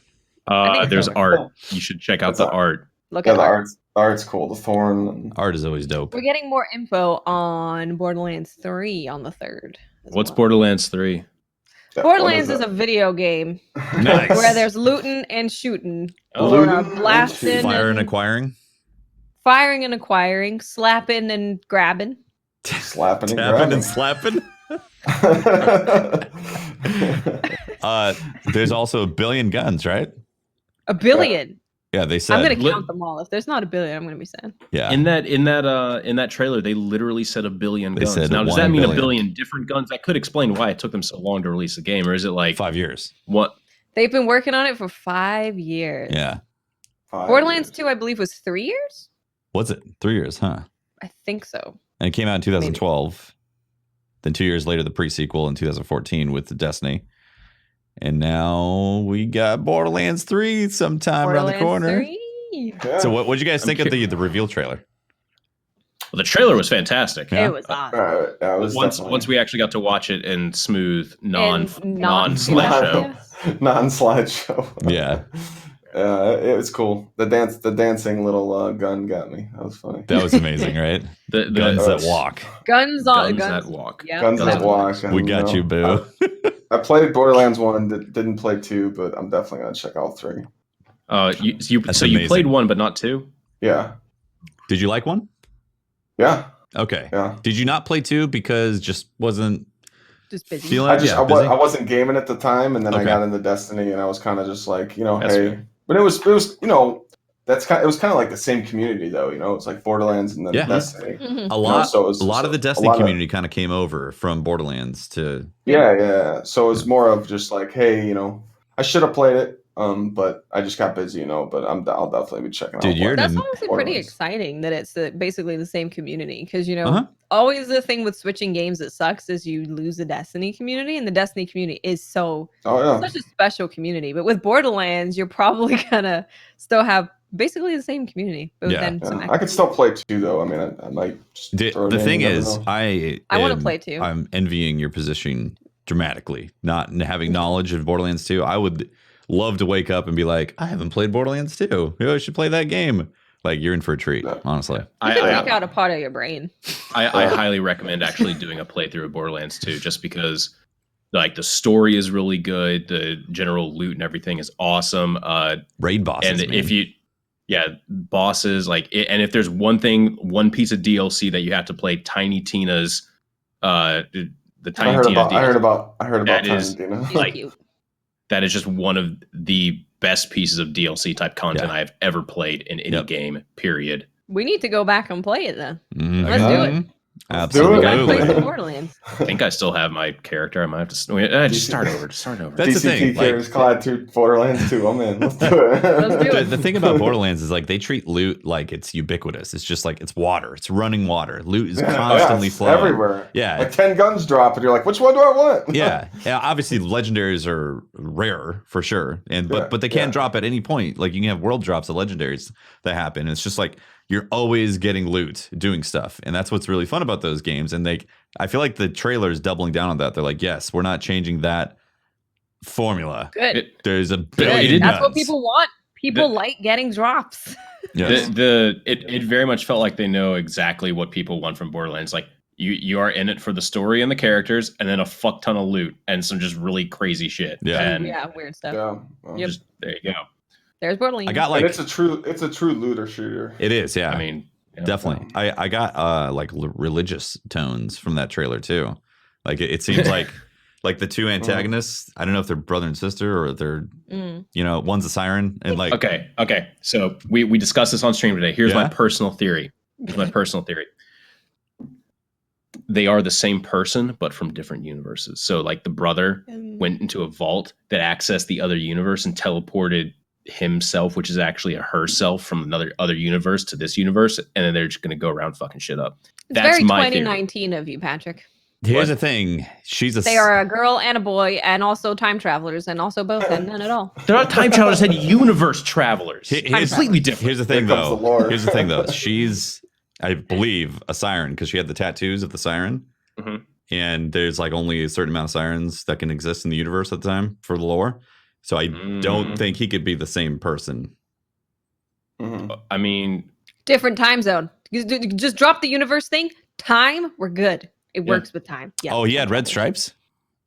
Chat saying he had red stripes. They're both sirens from the both look sirens. of it. They're both sirens, so- Maybe that's what it is. That's interesting. I mean, they do have some Yeah. similar features going on. They look Right. more brother They look very sister. similar. But people are saying they were twins. Yeah, Oh. they're covering up that one's from another universe. You know what other universe had a pair of brother and sister twins? Fucking BioShock Infinite. It's probably a spoiler if you haven't played it. Get over it. we're getting deep now. You shouldn't have said spoiler. You should have just been like, should just gone with it, because now people are like, God damn it, now I know stuff. Just go with it. Just don't mention. So the antagonists, I think they look really cool. They look like you kind of want to punch them in the face, which is good. You want an antagonist to be like, you slimy son of a bitch, I'm gonna punch you, you know? So he did look pretty slimy. Yeah, he's got, they got that appeal going on right there. Yeah. Right. So that's great. And I pick up a lot of like religious undertones where it's like they're like a cult or something that they're being followed and they've got that ultimate power type of thing. So it's exciting. I can't wait. I love Borderlands. We're supposed to get more info on it. What? So the 3rd, yeah. Tuesday, yeah, the 3rd. Yep, and they've remastered Borderlands 1, which is exciting because Borderlands 1, in my opinion, is a good game, but really tough to play on PC. Because in fact, I don't think it even fully supports controller, right? It's like a hacked version. It supports Xbox 360 controller. Yeah, that's how. What if I use DS for Windows? It's going to be buggy. That could work. It's going to be. I don't think the buttons change. It still looks at it as like mouse and keyboard buttons when you plug in a controller. It could work. You never know. Yeah. So that's being fixed. Apparently, they're remastering. Yeah, they've remastered it, so it's modernized. It's going to be 4K. Does it have ultra wide support? Because let me tell you, it doesn't on it. Game over. It doesn't right now. You've gone to Reddit complaining. Yeah. I shouldn't have said that. I should have just let him figure it out. I'm almost playing it. He has a widescreen. It's great. It's fine. Everything's great. There you go. Yeah. I can't wait to play it. I set when you set the resolution to ultra wide in Borderlands 1 on PC right now, it just crops the top and bottom. So you're like you're just always zoomed in. It's like, this is totally this isn't good. No, this isn't how I like the game. Don't look.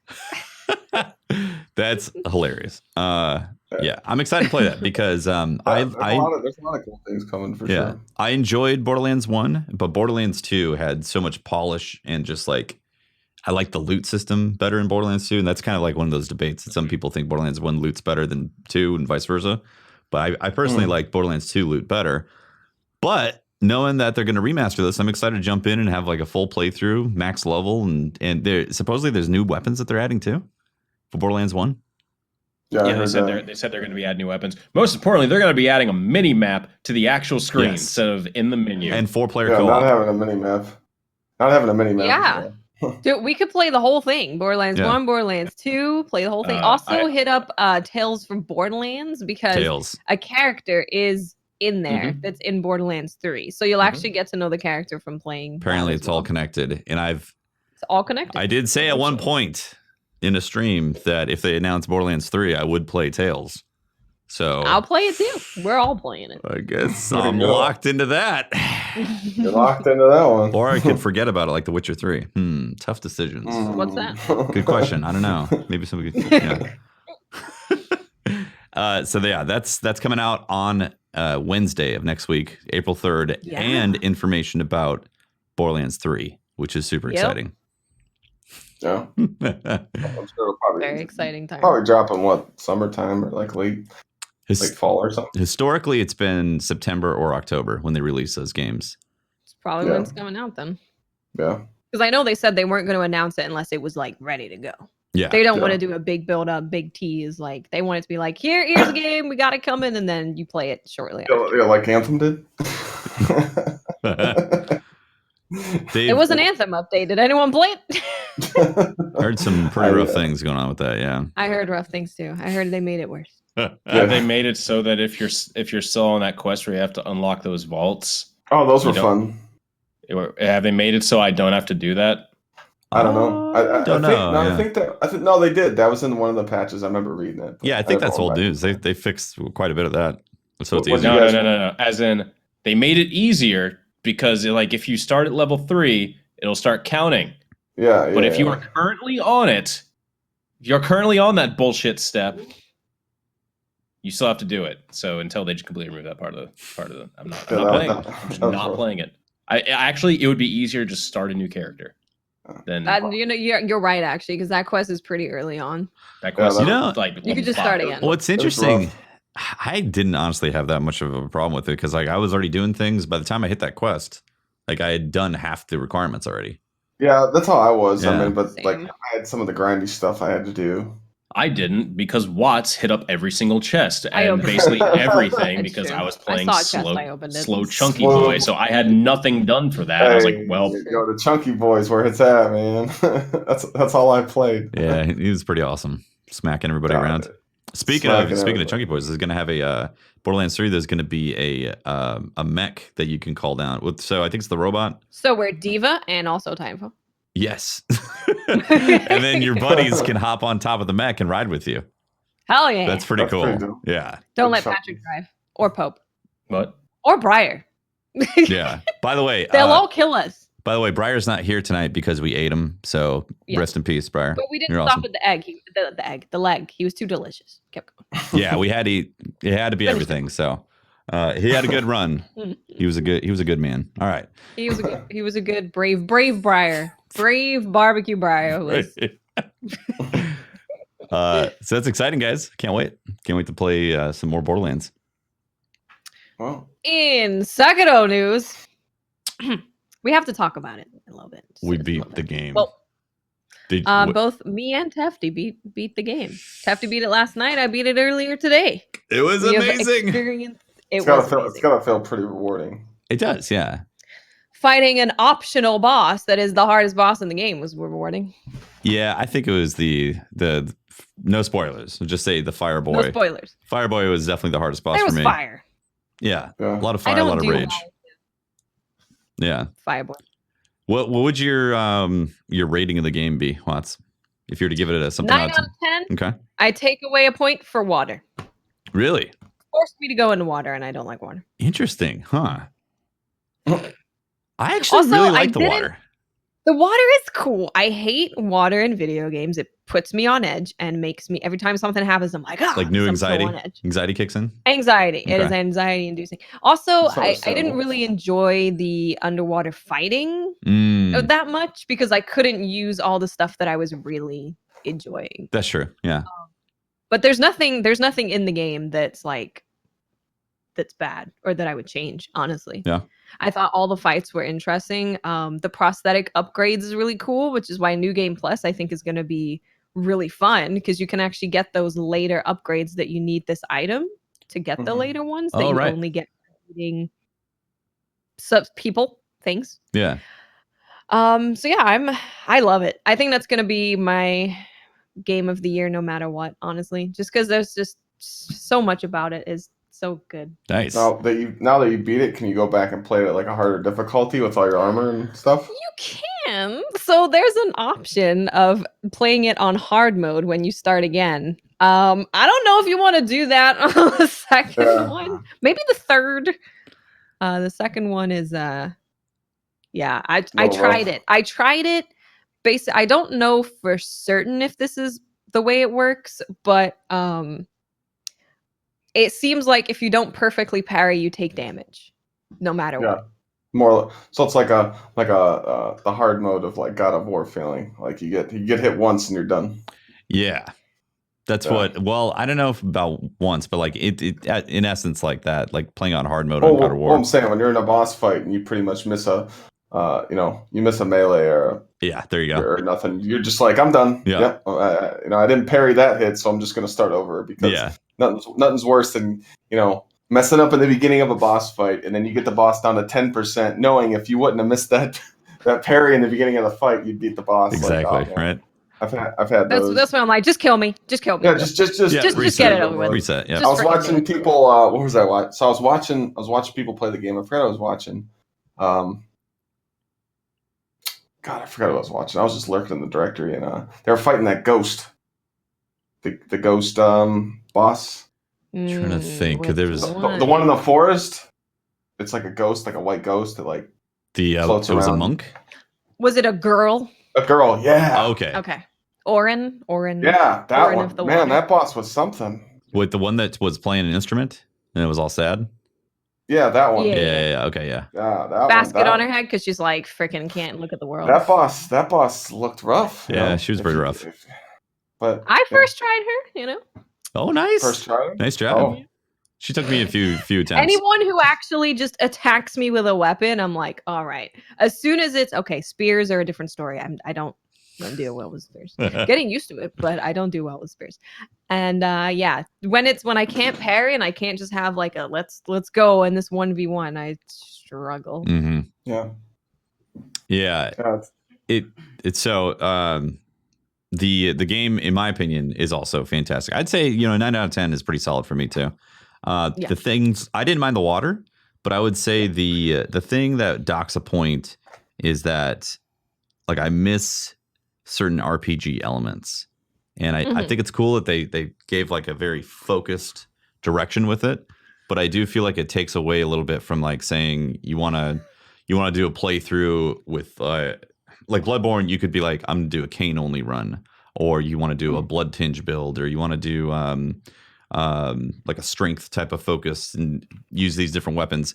That doesn't exist in the game because of the way you could do an umbrella only run. When do you get the umbrella though? In New Game Plus. see, that's what I'm saying though. Like you can't just set out and be like, all right, this is just gonna be like this weapon type of run. So I missed that, and I know that's very like, well, you want like a Souls game instead or something like that, and that's not necessarily what I'm saying. The game is set up really brilliantly, but knowing that that's not there does make me a little sad. So I think those are the only things I would take points off of, knowing that it's not going to have that kind of replayability. It is very replayable because the combat's very fun, and it punishes you if you play like a Souls game, because if you dodge and run away, you're going to get hit. They're going to... They hit you. There was some moves where I'm like, okay, I think I can dodge to the side with like one attack. And then I'm like, okay, I do that. And then he slashes me to the side. Yeah. They punish you heavily for doing stuff like that. There's very few moves that you can move to the side on and actually not get punished. Exactly. For that. And there's very few moves that you can't parry, but the ones that you can't parry will punish you really hard if you're not paying attention. And they suck. Yeah. So I loved it. I think if you use the prosthetic, if you like got really involved with the prosthetic, you might get some more feelings of like the RPG aspect, because that's kind of the only part where you're like, all right, I heard an NPC say that this thing is really good against these warriors or whatever. So you bring that out.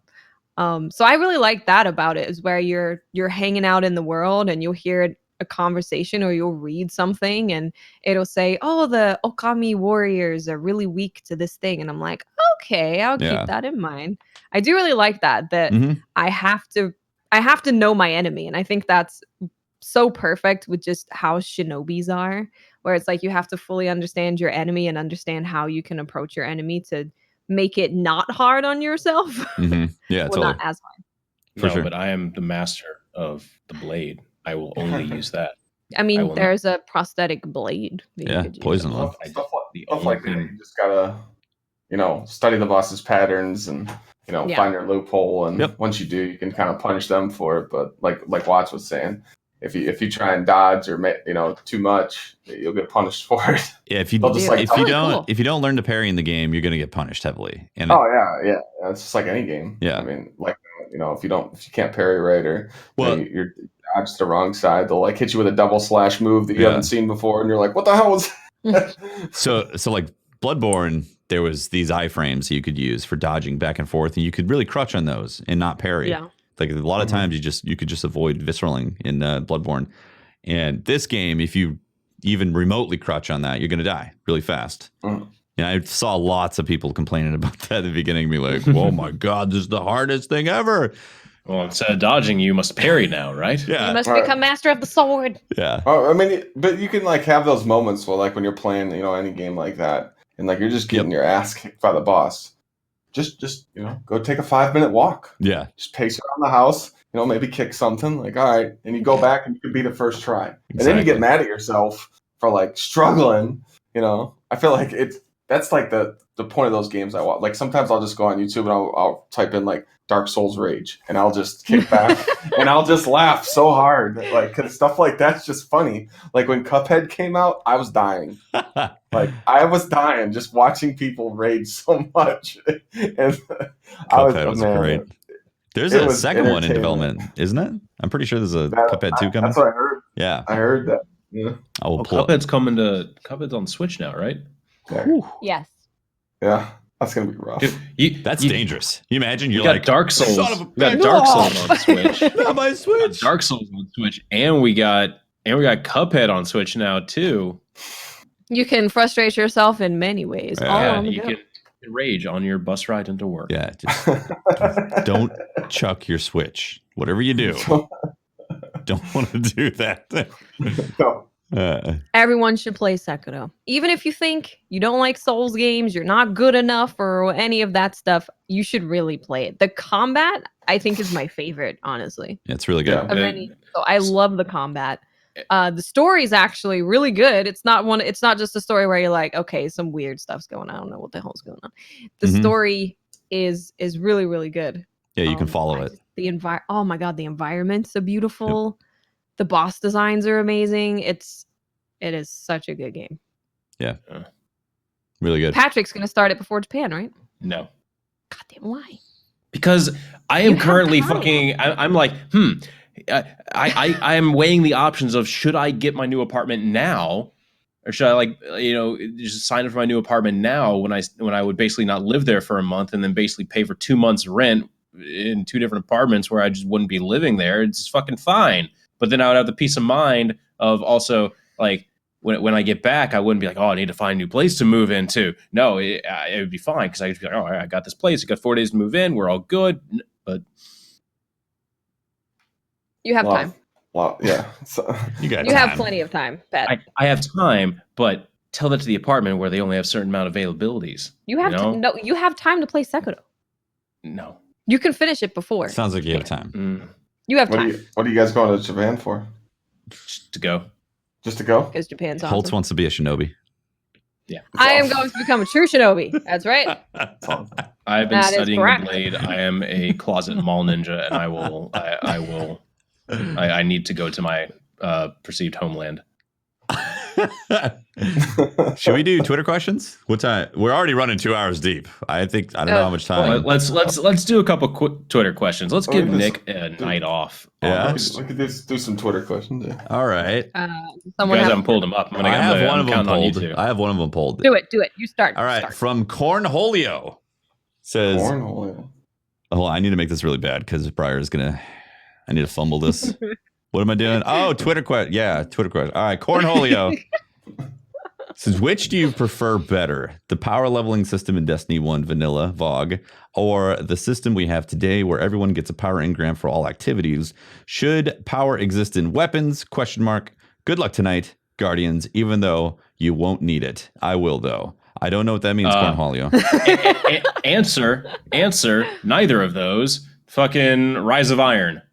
April update. And Rise of Iron, where every single activity could bring you up to max light, similar to how we have now, but there were large jumps and there wasn't as big of a thing. I personally think the light grind is absolute bullshit and shouldn't be in the game because as long as the infusion system is as fucking aggravating as it is. Throw it all out, start again. D3. I like what Holtzman said. I'm more of the Taken King.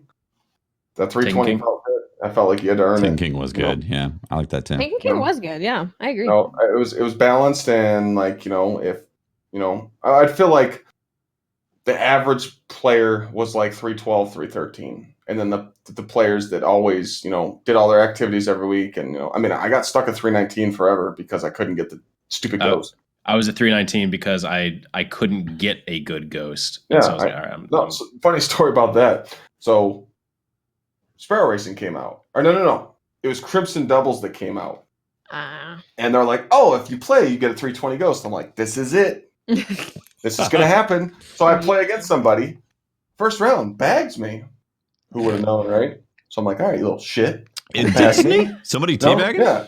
Right. So I'm like, all right, whatever. I looked at my buddy. I'm like, all right, let's just destroy him. So we beat him 5-1. We're like, yeah, nice teabag. He writes me a message, goes, yeah, you might have thought that was funny, but what's even worse, we lost 5-1, and I got your 320 ghost.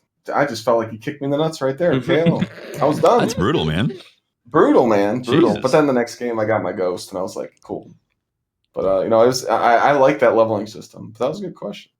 Yeah, Yeah, I miss Taken King the most when it comes to leveling. I know the set, like the possible infusion of not always getting 100% on that sucked for some people, but like No, it's a gamble. Living Yeah. on the edge. it was a gamble, and I think it kept things interesting. But maybe I have rose-colored glasses. It's possible too. I'm willing to admit that. That's possible. Yeah. I got a thing. Do it. So this is not so much a question, but more of an update from our friend David, the marathon runner. Dave. From last week. David. I hope he's still not running. He might have been running while he was tweeting this. I'm not gonna lie. So he said, "It's the David from Run David Run. I can't even begin to thank you all for the kind, hilarious, strange, and encouraging words in last week's podcast. Definitely strange. I finished the run through a combination of fear of zombies and desire for carrots and donuts. Beautiful. You bring joy to people every week. You made my marathon especially memorable. From the bottom of my heart, to each of you, thank you." That is awesome. Did Very you win, sweet. David? Did you win? Oh, we don't know. We need a follow up. We need to follow up, David. I need a follow up on your place. David, we need to know what place We you need to got. know if you got good. All right. All right. I need to know if the zombies were making you run faster, or the carrots, or the donuts. Yes. All right. Because then maybe we need to just employ one of those tactics in the next marathon. That's awesome. I got a question. Or hold. So you have one? No, I don't have that. Okay, pulled up. got I'm it. counting completely on YouTube. Evan TMC360 asks, how many hours do you average farming strikes? And he says this is for Clyde. A lot.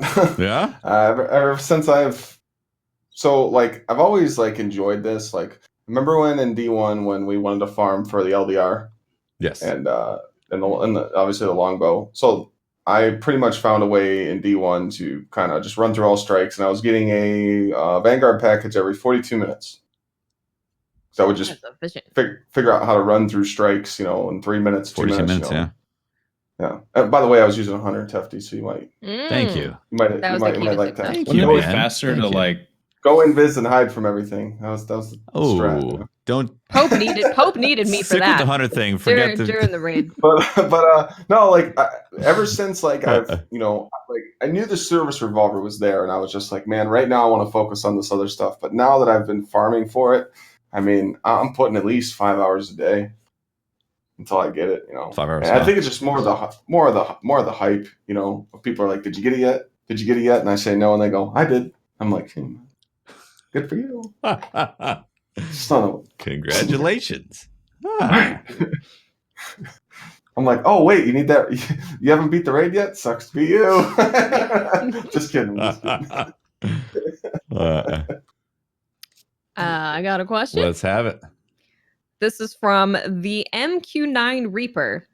Be honest, DCP. Who here fixes a big ass bowl of ice cream, then microwaves it for 10 seconds to get it all nice, soft, and creamy? I mean, Nice? Go ahead. I used to make a bowl of ice cream, but then instead of microwaving it, because I would just Not wait even 2 naturally. seconds? I would just wait because then it naturally warms up, and then I would stir it up a bunch, so then it would turn into soft serve, basically. I put it in the microwave. It's too damn hard. It's too damn hard, and it's not good when it's that hard. You don't want to microwave it to where it's melting and it's gross It's and like bad. it's like You just butter, want to get it to where it's You ever microwave butter just so it's easier to cut and spread? Yeah, but that's butter. That's butter. No, thing you with don't- ice you're not cream. making You it want it to be hot. softer. You can do it for 2 seconds just to make it soft enough to scoop nicely and it's a nice consistency. Yeah, but I either let it sit out in the bowl for a minute, or I just throw it in the blender and make a milkshake. wow, milkshake No, option. wait, this is all too much effort. I feel like that's a different journey, man. Okay. I mean, sometimes I just don't want to wait, and I'm just like, all right, let me just throw it in the Watts. blender real quick. Huh. Yes. Watts, you're talking about effort. Mine is literally the least amount of effort. I just let it sit there. But I'm waiting.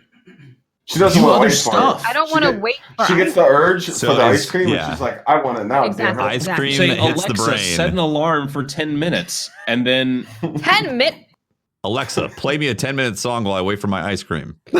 she actually didn't. By the way, normally she's always She's on to you, Holtz. No. She's on to you. She's Now on watch to you. out. I personally leave it on the counter like a normal person let it soften up. Put it in the microwave like a smart person. I mean, I'm not on You like need to make a Twitter video of that. We need to see the bowl going in the microwave. Here's the thing: if I'm in such a rush that I have to microwave my ice cream, maybe ice cream isn't a good option right now. Maybe I need to go. Maybe I do what I want, Tefty. I think the whole, I mean, ice cream like being on a cone is basically I'm in a rush or I need to be moving, so I'm going to have ice cream, but I also want ice cream. Like, I think that invention very much shows that there are people that are in a rush or needing to move and still want ice cream. That's understandable. Fascinating stuff, guys. Fascinating stuff. I'm trying to find. There's a lot of Briar eating questions here. There's a lot. Good for you guys. Good news. We ate him finally. So yeah, he's dead. Sucks. Okay, that's a little dark. He's alive in our hearts, Tefty. Don't be so. That's a little too serious, Tefty. We ate him. Dial back the somber tone, Jesus. All right, I haven't fully read this question, so we're going in blind right now. Going in, see what happens. Gare It's Bear. going to switch up halfway through. Gare Bear says, "You're all guardians and lost in the wild. No supplies or ships to get out. Do you eat Briar, knowing you'll have to face him once he's revived? Because he's a guardian, remember? His ghost. Briar, we know they choose to eat you. Once you're alive and you distribute Briary justice, do you eat the leftover roasted Briar meat? Well, Briar's dead, so he can't answer that question. So the answer is no. He wouldn't. Yeah, that's. Hold on. That brings up a good point. How come the Drifter was always hungry? Couldn't he just like cut off part of his arm or something and then like eat that and then he wouldn't be hungry anymore? Or if there's just a bunch of guardians, can't they just like eat each other and then they get regenerated from their ghosts? More importantly, do guardians do they microwave their ice cream, for God's sakes? Yes. This is Do you microwave Briar? New Crucible gameplay, team deathmatch. Guardians biting each other's arms. We need to contact the Bungie. Get Bungie lore Life, department? get Mylan, get actual Bungie lore people, because I think we just found a huge plot hole here. How the hell can they be hungry when they can infinitely res themselves? They could get a gumbo going of various guardians, like Gumbo Guardian. Gumbo Guardian. They got options here. They clearly didn't explore everything. I feel like that's something Drifter would have tried too. I feel like every time you popped one of those thralls in the face and they explode, wouldn't you like nab some pieces for a little stew later? Little thrall stew? You know what I mean? You're right? Little shrapnel from. This would go great in my soup. Awesome. Because clearly they have a soup going for like years. They just community. So what needs to happen is when we play through the mission, we need the sweeper bot to go in and kind of gather us up some leftovers. You know? Yeah, maybe that's what it is. New faction collection services where you have to donate stuff and resources so they can go and collect food for your guardian needs. Right? Yeah, Absolutely. I agree with that. Do you got a question, Watts? I do. Let's have it. So this is from Frank S. With all the chatter about pinnacle weapons like NF, what do you think should be done? Personally, I would either make it an exotic to increase loadout diversity or make it a 3-tap headshot only. Just don't nerf it. Thoughts? Making an exotic wouldn't change anything. You'd still see people running. People would just use it. Yeah, people would still use it. People would just use it. People just wouldn't have Wardcliff. The one thing that I feel like could keep the identity of the weapon would be changing it to a precision, like where Magnificent Howl only does its extra damage on precision shots, so then it would still be a 3-tap kill. But God, like at the same time, like that's such a, I don't know. Would that still make it good enough? You know, I feel like you do all that work to get the 5500 and make the gun be, OP like that. You know, I mean, you could still, if you got good ace shots, you can outgun it. You know, or if I think this is more in line with like console. Like I know Luna Not Forgotten is kind of a legitimate problem just because 180s are really the only viable hand cannon just because they don't have bloom on console. Right. So like actually combating them it's very difficult when their 180 always, or their 180 is just strictly better because it has the capacity to 3-tap. Right. Right. Yeah, I get that. I mean, but I feel like if you've you hit 5,500, you like kind of earn that, you know? Yeah, no, Definitely.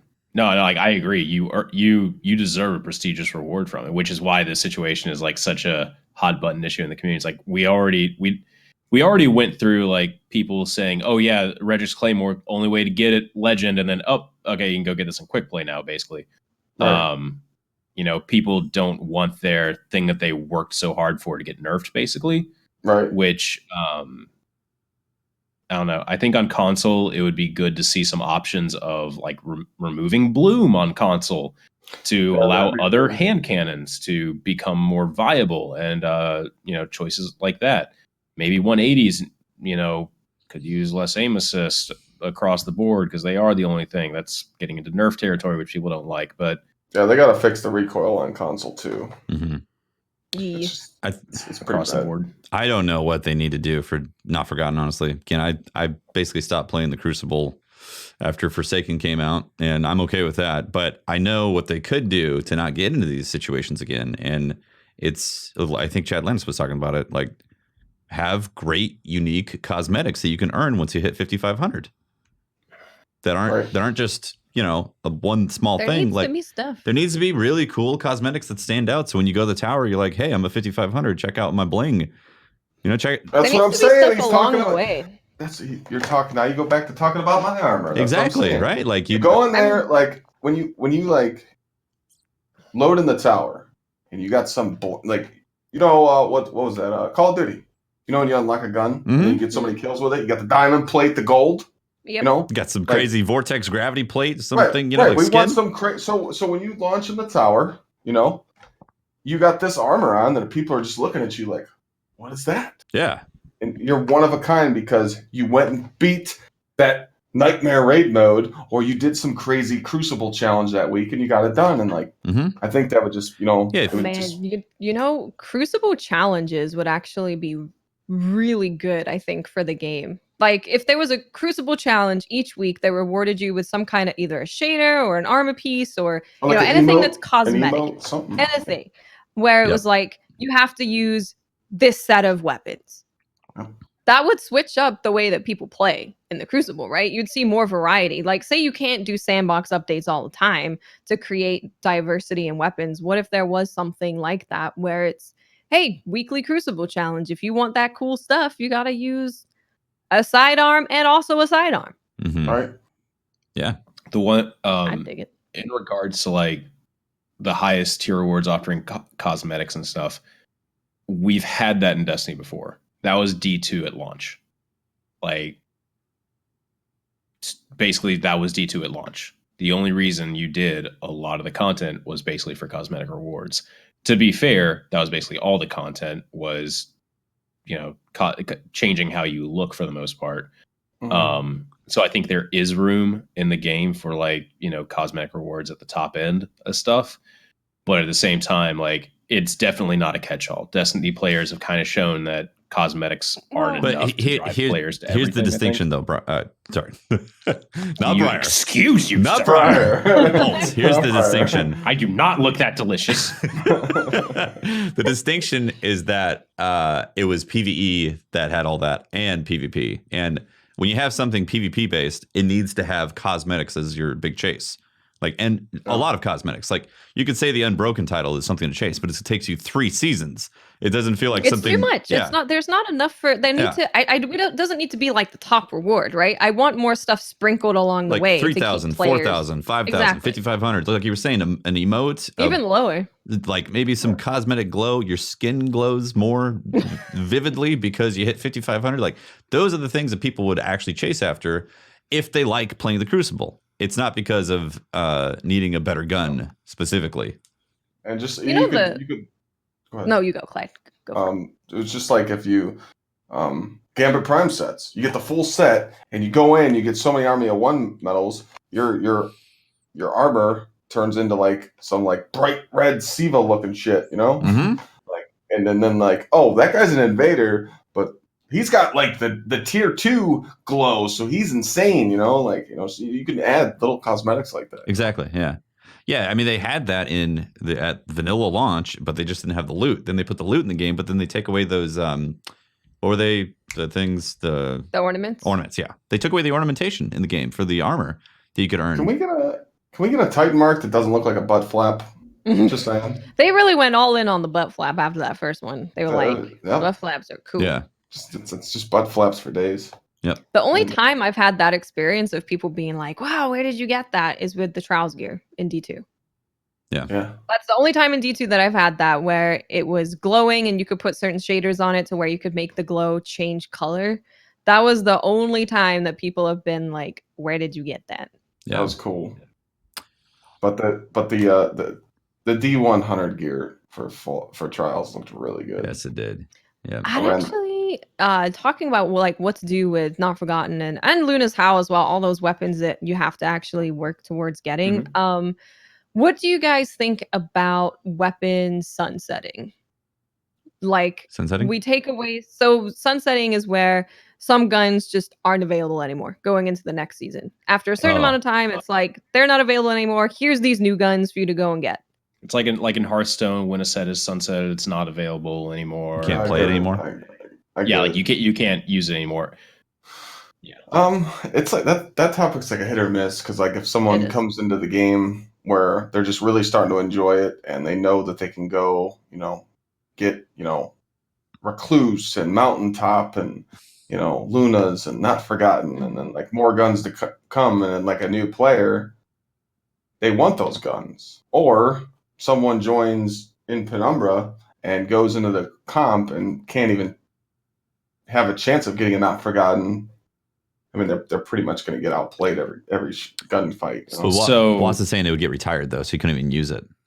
Oh, you couldn't even use. I love that idea. So change everything. Like I think there should be a new meta like every season, or like every few weeks. I feel like the meta should change in Crucible. I would love that. So this is actually something I thought a lot. Like basically, Magic the Gathering basically has this with standard sets. They've been doing this for the better part of 25 years. Where a new set came out. Well, bunch of stuff from like 3 sets past. Okay, that's retired now. You can't play with it in standard. But there's different formats. So like formats would be the equivalent of quick play. You have quick play. You can use it anything, whatever the fuck you want in PvP. It is whatever you want to use, and you're just gonna have to accept it. There's gonna be some imbalances. But like comp or Iron Banner, it's only gonna be current season stuff that you have to go in with. That makes sense. And then in my opinion, this also opens you up to be like, oh, hey, guys, this season, you can use this weapon. Like in Magic's case, they would reprint a card. Like everyone was shitting their pants when they reprinted Llanowar Elf. Like, oh my God. Yeah, so like they reprinted this card. Oh, well, hey guys, this season, Better Devils is back. And, boom, you can start grinding for it again to get a new roll of it because it's not now obtainable again. If you had that old god roll, now you can bring it out for the powerful stuff. I don't know. Like, make old fashioned great again. Yeah, I think this good like that could work in Destiny, but at the same time, like I can totally see how that would absolutely fucking faceplant too. It could go either way. Another thing I was talking about, those the hand cannons on console. I've had a lot of people say that they love using the service revolver now because of the 180 no bloom. Oh yeah, no. Service revolver on console is very, very good. They were watching me farm it, and that's all they've been doing now is trying to get their rolls. Nice. I think my thing with sunsetting stuff is if there's new loot that gets introduced and there's enough new loot that gets introduced, then I think I'm totally fine with some stuff we can't use anymore. Or maybe they'll bring it back later. But we need to have like a lot of new loot when that happens. I think like what you've been saying, Tefty, is we'd need to have drops throughout the whole world if we're sunsetting stuff. So if they were to like say, okay, well, we're getting rid of Tiger Spite and we're getting rid of all these Dreaming City weapons and there's new Dreaming City weapons for you to get. I think that would actually work really well because then we're getting a whole new loot refresh. We're just taking some stuff. I think what it is when like a new installment comes out, I think we just need 100, 200 weapons. That'd be nice. We need options. we need options, you know, like I love knowing that I have options. Like I want to use this gun, but I can also use this one, you know, like when Go Figure came out, I'm like, I love this pulse rifle. I love the aggressive burst. And then I'm like, the blast furnace can have 100 range on it. I'm going to go get this thing. And like, it just felt so good having so many options. And it was like, oh, hey, there's 2 grenade launchers. Cool. You know, I mean, but then it was funny when everybody was memeing. I agree, and I'm with you on that. But the more and more I hear and read in between the lines with the developers, I feel like the cost to do that much. It's always a cost. It's always a cost. I feel like it's just a major hurdle for them, which is a bummer. And because like the loot in the game is obviously exciting when you want something in there, and then there's a lot of loot that's kind of like whatever, you know. But that was what was so funny though about the Edge Transit. Everyone's like, I keep getting this heavy, and then the only one that drops because. And then we put a video out going, look at Edge Transit beat Riven up, spike nades and field prep, and everyone's like, the gun's good now. We're like, oh god, I probably have that role. Dude, it was gross. Yeah, the problem with like sunsetting stuff is this game is about obtaining things. And yeah, it's a collecting game. Yeah, and you want to use that stuff, and you want to be able to use it almost freely. And like, there's way different investing and obtaining these things compared to something like Magic the Gathering or Hearthstone, where it goes back to the topic you pay a couple cents for that card, or you know, you just click on some stuff in Hearthstone. Getting it is not the chase; it's just, you know, using it is part of the fun. Whereas in Destiny, when you have such a chase, you know, on everything, it's I think sunsetting would have to be done very conservatively. Right. You would not be able to do everything goes basically, and maybe a couple of staples are sticking around, but you know, it would have to be almost like the pinnacle weapons that you go use like would be okay for a couple seasons, I feel like, but then they would have to go away. Like you just could not make it so everything, because it they goes wouldn't back be to able the to. topic of you can't make everybody happy. Yeah, that's true. Yeah, you're never gonna be able to. You know, there's always that's one thing that like I always like tell people, like, you know, new content comes out for any game and they're just like, oh, this is bad and this is bad and this is bad, and I'm just like, go cry on Reddit. I don't want to hear it. Like, go somewhere else. I don't want to hear this. Every person that says it's bad, there's like 10 other people that aren't saying anything because they're loving it. Yeah, you know, like I'm sitting there, you know, and people are like, you know, people just don't understand. You know, to me, it's, you know, Destiny couldn't add no new content for the next 2 years. Guess what? I'm gonna still be playing. Because I like the community, you know what I'm saying? I have fun with the community every day, you know? Yep. So it's just like, it's a great experience for me. And there's just something you can do. there's something you can go do. I never thought I'd get Recluse. I'm like, I was laughing at it. I'm like, let's do it. Let's go to 2100 and got it. And I love that gun in PvE. It's awesome. It's insane. It's great. I never thought I'd take off a shotgun and run around with a submachine gun, but you know. Dredgen Bryant says, out of all the main themes for each expansion or DLC for Destiny, which theme song is your favorite? Theme song. Taken King. Taken King all day. Yeah. Does that count? For me, it's the original vanilla Destiny. I love that theme. Mm-hmm. Original, yeah. I do love that. It's got magic. It's probably because, you know, playing the game first time, seeing all the stuff, but hearing it, booting up the game. King was just so good, man. It was fantastic. Story. So good. But that music of vanilla. It's between vanilla and then, I know this wasn't the question, but the Dreaming City theme, like when you log into the Dreaming City, fly down there and just listen to the music, you're like, I don't know, just something about that also has that kind of magical quality. Yeah. The Queen's Walk music was intense. Watts, you got a question? I do not. No? All right. Let me scan through. This is a part where I would generally be filling in the silence here, talking about something probably useful. Yeah. And, you know, maybe Watts would comment on it. Clyde's already laughing. So it's a lot really of like humorous Briar thing I'm talking about.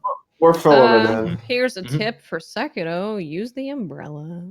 Use the umbrella. See. Become one with the umbrella. Samoxy says, you always say you're going to eat Briar. So in what condition you will not eat Briar? And yes, he'll be in one piece, still in one piece. So what condition would we not eat Briar? Yeah. He would have to like gone bad, basically. Not like Spoiled? in like he's gone bad, like in Ultra, like he's spoiled. Past the You know, expiration? like we got to him too late. We were really looking forward to it, but we left him in the fridge too long. You know, maybe we went on vacation, forgot he We was left there. him in the freezer. The power went out. Yeah. Rigor mortis Freeze set came in. back on. Mhm. There's mold on it. Yeah, I can just- cut off the mold. Mold we can deal with. We can work with that. We can at least like put Briar in the compost heap at that point, and then allow his nutrients to grow grow help- our help- plants. help grow our plants. So in a way, we'd always Where we be will eating always Briar. be eating Briar. We can put the arm in the microwave for 10 seconds, let it melt. It's all- Exactly. Good We'll have God. Briar ice cream. Briar is a brand of ice cream too. If you're in a How- hurry, just make it a milkshake, man. It's easy. Just Yeah, blend it up. just blend it up. Let's see. We could probably do one more. Yeah. Yeah. Sass Do one more. says, "How are you liking the hunt mechanic in Iron Banner?" By the way, Iron Banner happened this week. yeah, Iron Oh, Banner Iron came, Banner guys. happened. I played 3 games and then I played Sekiro. What about you, Patrick? I refuse right? to step foot in Iron Banner Oh. because playing a game mode that has a PvP game mode that has skill-based matchmaking and it just doesn't sound fun. Not. No, I played when you lower your light level by 100 in skill based matchmaking. I played 2 games. I played one without the token and one with the token, and not feeling it. Not feeling it. It's lost its charm. There was a man. lot of groups that were playing together. Sounds like Iron Banner. Yeah. There was a lot of groups that were playing together that were like using that token to their advantage. Like they would all they wouldn't leave each other's side because they knew that they were under leveled, so they would team shot, and it was just typical. I really think that these maps are just too small for 6v6, but that's just me. It's the Iron Banner was rough, so I was just like, I'll that was a fun experience. I'm gonna go. I don't think it's map size. The general map construction has changed a bunch. Where, think about like Rusted Lands. A lot of the popular maps in D1. it's the actual design of the maps. It's the actual is. design of the maps. D2, because it was a slower time to kill. It was I feel like they focused a lot of their maps more on choke points and stuff because they wanted to emphasize team shooting. So you're going to I think that's kind of what I was getting at. Yeah, just the design of maps, like the design of flow of where the players can go. Yeah. We all know Timmy's in the back with his pulse rifle, just sitting back there waiting for you. So, like, as far as maps that have like done it right in D2, aside from reprised ones, look at Fortress. That one has a lot of playable open space with cover to move about in it. Really similar to like Rusted Lands or something. And I think that's one of the reasons why that map should probably just be a mainstay. I don't know. Like that map is the one that I think they need to look at and be like, why is this one actually successful?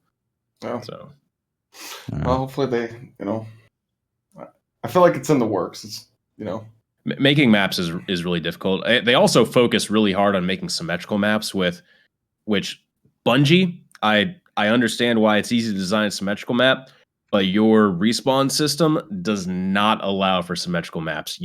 Any map that is symmetrical, you constantly flip spawns on because you have to push into one area. They're back in the other, push in that area. It's not. It's not good. Not. What do you say? One more question? I think we said one more question ago. But if you have another question pulled up, Yeah, go one. ahead. And ask We that got question. another one. We got one more. strange question from this final question for the night. Strange question. I need to butcher this. Otherwise, Briar's going to be like, wait, never mind. mess it Briar's up. dead, so it doesn't matter. Right. Actually, no, you're right. Okay. He was delicious. Ice cream. Okay. Justice Beaver says, what's the most satisfying non-sexual bodily function? Huge fart when you have trapped gas, giant deuce in the morning, peeing after a road trip. Any other suggestions? Peeing after the damn podcast, let me tell you. I know, right, man? That's a unique question. That's one to send it on home with, right? Look, I think everyone's going to agree. Like, after holding in for a while, just like going taking a pee, it's always good. I'm gonna say, for guys, after you get home, taking off the pants. For guys. I will go ahead and answer for women out there and say when you get home and take the bra off, because take everything off. Everything sucks. Yeah. When you're a girl, everything's tight and awful. Right. Take it off. Oh yeah, farting after a date. Yeah, that's a pretty good one too. Yeah. Yeah. I can, I mean, I'm gonna go with that. Yeah. I mean, I've actually experienced that before. Yeah. What, taking a bra off? No. Definitely not. Hold my part in, man. It was weird. It was kind of like a dinner, and I was like, all right, I'm gonna just sneak off to the bathroom, and I didn't go to the bathroom for some reason. I just kept talking. I was just intrigued, and then like all of a sudden, it was like after hang out at my place, and I could never like get too far away to let it go, and then I actually went outside and I said I got to put my trash out. It wasn't even trash day. I would just be like, I just had to go. Let's race home, and then you just run, and then there you go. Good. Race your home. Oh man, great. I'm gonna go with peeing after a long road trip. Yeah, I would just piss in a bottle on the road trip. On a road trip, yeah. See, what would make me nervous is the splashback. Any kind of like splash factor. I mean, hey. Because if I'm going to go on a road trip, I'm not going to think, I should bring a bottle to piss in that can then cap securely so it doesn't splash. It would be like what would fix this situation right now because we're on the road is this empty bottle. But then I'd be like, what if it spills, for God's sakes? What if like you hit the brakes, the bottle tips forward? Oh my God. It's piss on your car. Oh, Jesus. And you can't empty it out the side. You can't like just try to pour it outside. It gets all over your car, man. Just get all in the car. It's gonna splash back up on your hand. Sorry, Mike. Oh Jesus, that's giving me anxiety, man. Yeah, that's a good question though. It's funny. Great one. But I mean, sometimes that is true though. Like sometimes, like I'm doing like you're in like an interesting moment when you're streaming and you just can't run to the bathroom. Yeah. Like I've had those times where I've like finished a match or finished something and I just take off the headset and I run and they're like, he's gone. I'm like, that's all right. I had to go. Thank you, Discord. When you've nearly finished that boss in Sekiro or Dark Souls or Bloodborne and you really got to pee. Yes. But you can't because you're so close. Right. Killing the boss. Can't stop. That's Thank you, Discord. Right? Yeah. Anyway. That's the show. Oh yeah, so thanks for tuning in, everyone, to this episode. Yay! I'm gonna end this right now because Discord for me is fucking up. I don't know if it is for everyone else. Not for me. You're good. You're nice and clear. All right, cool. It's fine. Thank you for tuning in. If you want to find more of me, I am @Holtzman_YT on Twitter, where you can find me. Probably stressing out. Guys, quick story. I got it's called a splint. It's like you put it at the top of your mouth or like on the top row of your teeth. So then you stop like clenching your jaw and everything while you're sleeping. I see it right now. I see it. Yeah. I don't have it in. I still see it though. I see it. I was going with the flow here. Okay. It's cool. Yeah. You got the that. ghost of a splint in your mouth. If anyone has any tips for like how to actually fall asleep when you got like that fucking weird thing in your mouth. Patrick? Yeah. Weed. Continue. No, you. I mean, that answered my question. There it is. Is it me or is it you? I think it's me, actually. Then you. I'm Tefty. You can talk to me @Teft on Twitter and catch my streams, twitch.tv/TeftyTeft, where we're doing all kinds of video games. Yes. That's it. I am Miss 5000 Watts. You can find me on Twitch and stuff. Just look for Miss 5000 Watts. I'm doing New Game Plus. I was doing hard mode in Sekiro, and then I quickly friggin' took that charm back. Get it out of here. Clyde. And you can find me, GSXRClyde, on twitch.tv/GSXRClyde or @GSXRClyde on Twitter. Mainly doing a lot of Destiny challenges, helping out with raids. Switch it up. Sometimes I'll play other games as well. Clyde, if somebody listens to the show and is interested in jumping in a raid with you, how would they do that? What would be your recommendation? Come into my chat and just say, hey, seen you on the show. Would really like to raid with you. And boom, there you go. We'll get you in. My community will boom. Perfect. They use their my community has currency and they use their currency to get like new viewers in or people that are positive in chat. We're always, Awesome. we're always helping people, or we can like schedule something. Like I said, I'm always either I'm doing raids or I'm doing like I'll do challenges, or people will tell me, hey, like 2 weeks ago they made me go to Weaponsmith, and the first 3 guns I got I had to go raid with. That's awesome. Love And stuff like that. stuff like that, or I'm trying to go through the farming stuff right now on getting my god roll Hankin, or we're always doing something fun, but it's a positive place to hang out. Awesome. I appreciate everybody hanging out and chatting and being on the show, and thanks for being on, man. Thanks for being on. Yeah. One final thing, because Pope is here, I guess I'll take up that duty and run that. I'll train wreck this. We got codes for like Scuf. It's all down in the description. We got like Patreon. Got Twitch Prime. Use that. Yo.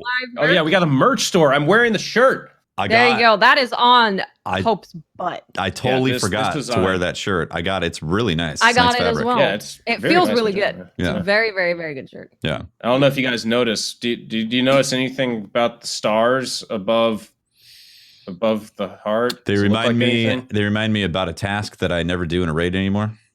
Yeah. It's a little Easter egg there. The stars above the heart are Riven's eyes.